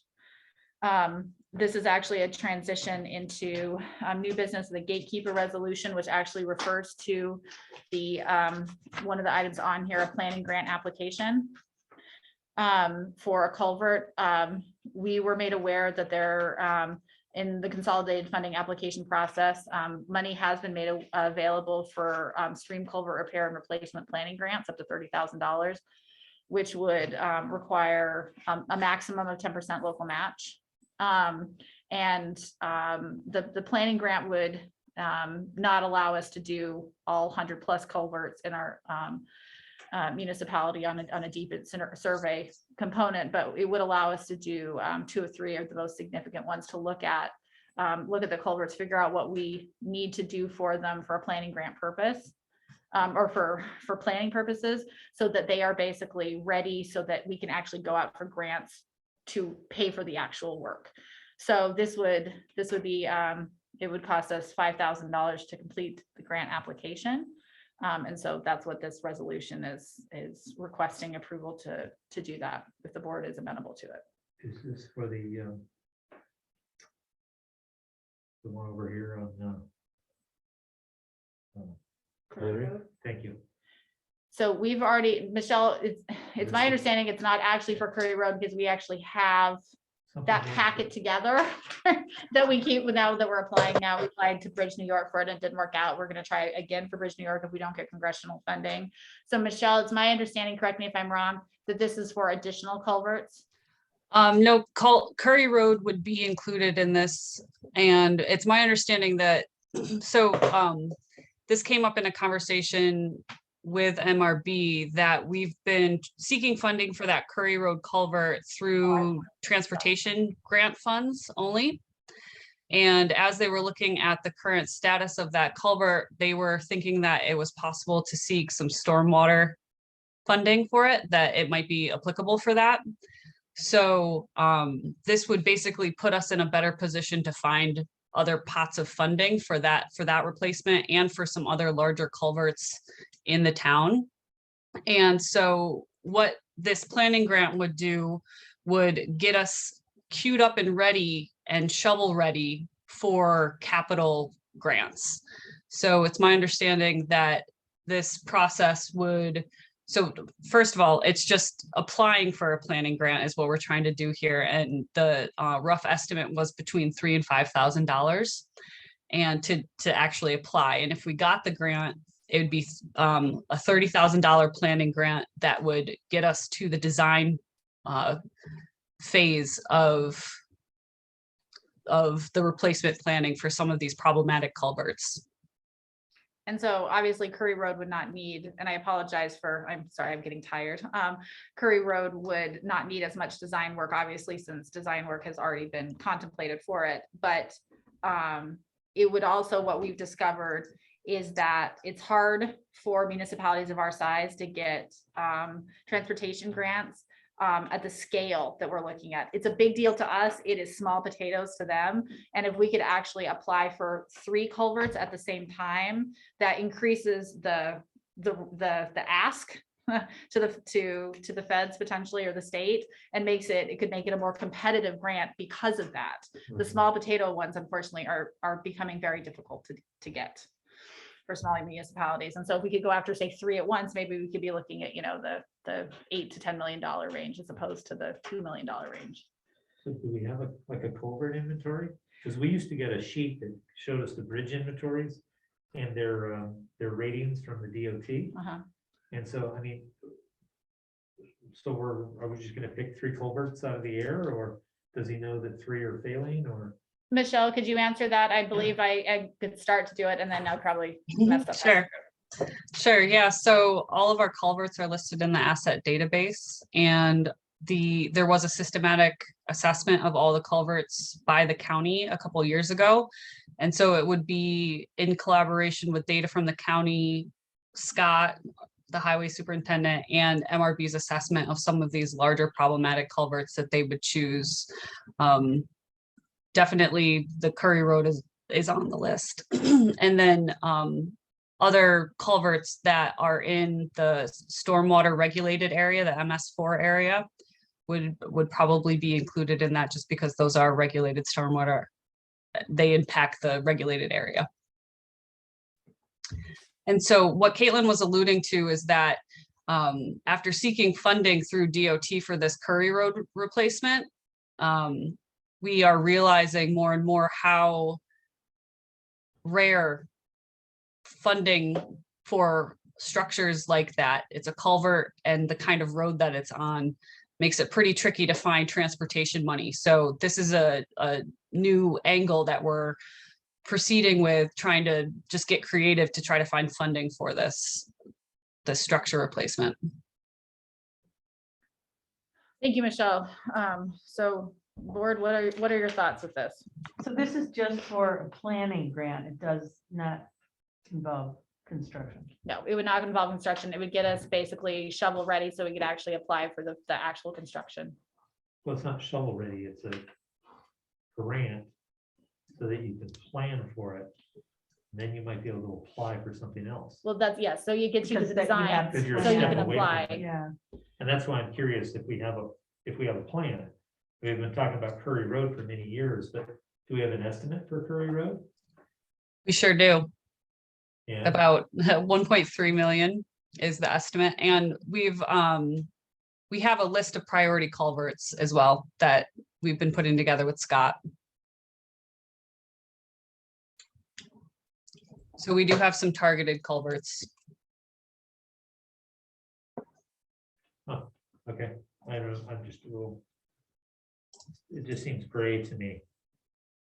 And $30,000 is not much. I don't know what we would get for $30,000. We get the designs so that we can go No, it's for to, planning. There's no design in there at all. It's I think some of there's the- some initial planning. It's not the final stage of planning, but it would be initial planning and just feasibility of applying for this pot of money. This is a DEC stormwater grant that leads into DEC stormwater capital funding grants. Did you look online to see how hard this thing is to fill out? Is it $5,000 worth of work? I think that's the going rate, but I have not laid eyes on the grant application myself, no. Yeah, because at the conference I just went to, they were talking about some of these and they said, oh, you know, they're easy to fill out. I didn't look at them, but I don't know what easy means. I think we should look at it to see if it's something we can fill out ourselves first. so there is some time sensitivity on this in terms of timeline. So we certainly don't have to proceed with it. But I believe, Michelle, was it May 3rd, the MRB needed to have confirmation in order to budget the time to actually apply in this funding cycle? Yeah, so they have an internal process to get municipalities on their docket for grant funding season. And May 2nd is when they need to know the answer by. And this just came up. They, you know, I wish that we had been able to have this discussion and get questions at the previous town board meeting, but they just approached me with it. So I'm happy to get questions about it. Questions clarified about it. And just try to work with them, you know, because the grant application process hasn't started. They just need a warm maybe or no on if we're interested in it. So we can get questions and then look at the grant keeper resolution when we're getting ready to actually apply for it, if that's what we end up doing. But I do have to say that,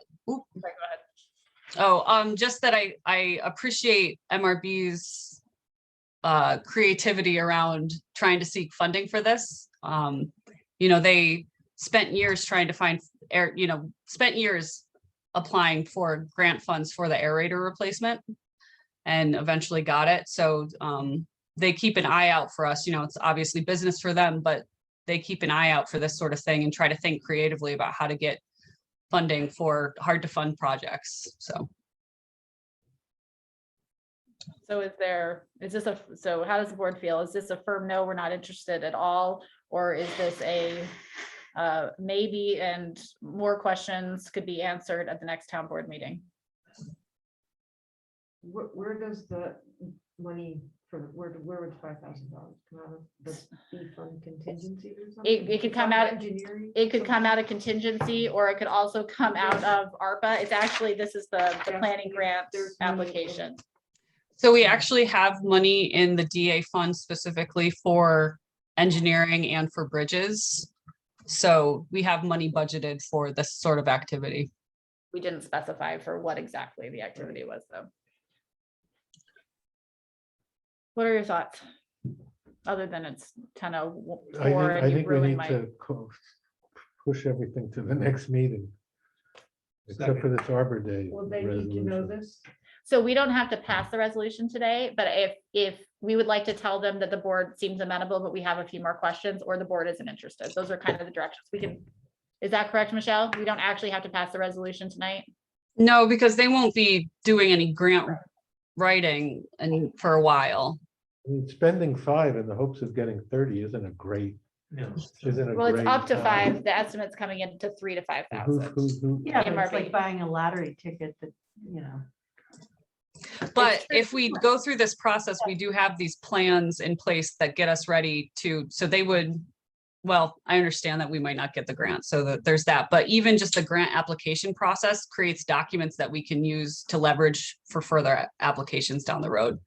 Because We, we will not be eligible really for the DEC's capital funding without planning in advance. And so this gets us to the planning, through the planning stage to actually go after the capital funding. All right, through well, the tell them we're interested. Okay, And then, yeah, and then on the 10th, we can decide for Absolutely. sure. And then we Yeah. can just say, sorry, never mind, I'm sure they're used to that. Nobody's But adding put any- us yeah. in there, yeah, hopper until the 10th. okay. Does that make sense, Michelle? yes, it does. Okay. So if Thank you. anybody has any further questions, I will try to remind you to tell me, but if you have them, please let me know and I'll make sure that we get MRB's response to them. All right. Okay, so I'm understanding that we do have to take care of the Arbor Day. Do you want to move everything else Yeah. to next meeting? I heard 2 motions for that Now, is this May unofficially. 12 training? We're all supposed to be here for this board training session? Is that, Like 5 hours. yeah, it's a lot longer. So the first hour and a half will cover the things the board members are supposed to actually be here, the ethics training. You can attend remotely. You don't have to attend in Okay. person. You can also watch the recording after the fact. Oh, okay. good. So we are providing a smorgasbord of options. So it's going to cover the sexual, domestic, the section, not sexual, sexual Harassment. sexual harassment, All right, not domestic violence, okay. ethics, and what's the other item? Aren't there 3, Michelle, that we have for board particular? Yeah, we have the emergency preparedness training that was also intended for board, but that's not state required. That's just us trying to be really good about emergency preparedness. Okay, So you don't have to attend in person, but you're certainly welcome Right. to. let's pass the Arbor Day. Okay. So did everybody have a chance? I had handouts. Yeah. Okay, is there someone willing to move the Arbor Day I move the Arbor proclamation? Day proclamation. Any comment, further discussion? All those in favor? Aye. Aye. Okay, so I would move to table any additional items on our agenda. I would like the zoning officer one to be old business at the next meeting. You got a deal. The first item of old business, not after all the ordinances. I don't know if the public will enjoy that, but you've got a deal. Well. Well, exotic that's okay, animal but is we gonna, never get to anything else. Yeah, those ordinances, Yeah. you know, the public thing is, we should have that not at a board meeting. And so, you We'll know, have it certainly in the- not at the beginning of the Right. board A meeting. separate meeting or something, I don't know, because it's becoming, I mean, I'm not saying, we definitely need the public's input, but we also need to be able to do the other things that have the time sensitivity that are on our agenda. There's So we also should 2 hands up from. Think about that. Well, Oh, we first, haven't got we- the privilege. yeah, of we'll the do a floor privilege yet. of the floor. So I will give you my announcement, my summary. I can write some of it up on the stretch code and send it to you. And it's, you know, I'm not gonna make that Okay. possible deadline, though I do have more information and we might as well keep moving forward. Would you like the stretch code to be specifically on the May 10th agenda? Yeah, sure. Sounds good. All right, let's- The village is If there's moving, time. moving forward with Yeah. stretch Right, code. I know, I've been talking to Ben. Yeah. about it. I didn't know that they thought they could do it by the 30th. so. Well, I think they're gonna try, because they're Right. gonna put out the secret, you know. Right. Okay. I did Name learn themselves that 3 there is days the and- ability to have some time delay in starting it in the 4th after the 30th, because of the way the law is. So we could have like 3 months or so. Okay, There's well, ways to do that, but I don't think still we could make it by the 30th. well, we can start, at least have a conversation, move the football down the whatever field it is. It's too late for analogies, whatever. Okay, so we approved that. We have closed off with privilege of the floor and moved everything else to the next meeting. Okay. Privilege of the floor. Mr. Reynolds, did you want to comment? You guys are exhausted. I'm gonna go ahead and just send a memo to you all and give you a break. We will be happy to read it. Thank you so much. Please send it to the clerk.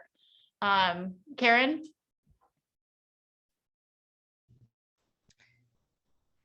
I am actually going to agree with Greg, and I will send my comments elsewhere. And I appreciate you guys staying so long and doing your due diligence on everything.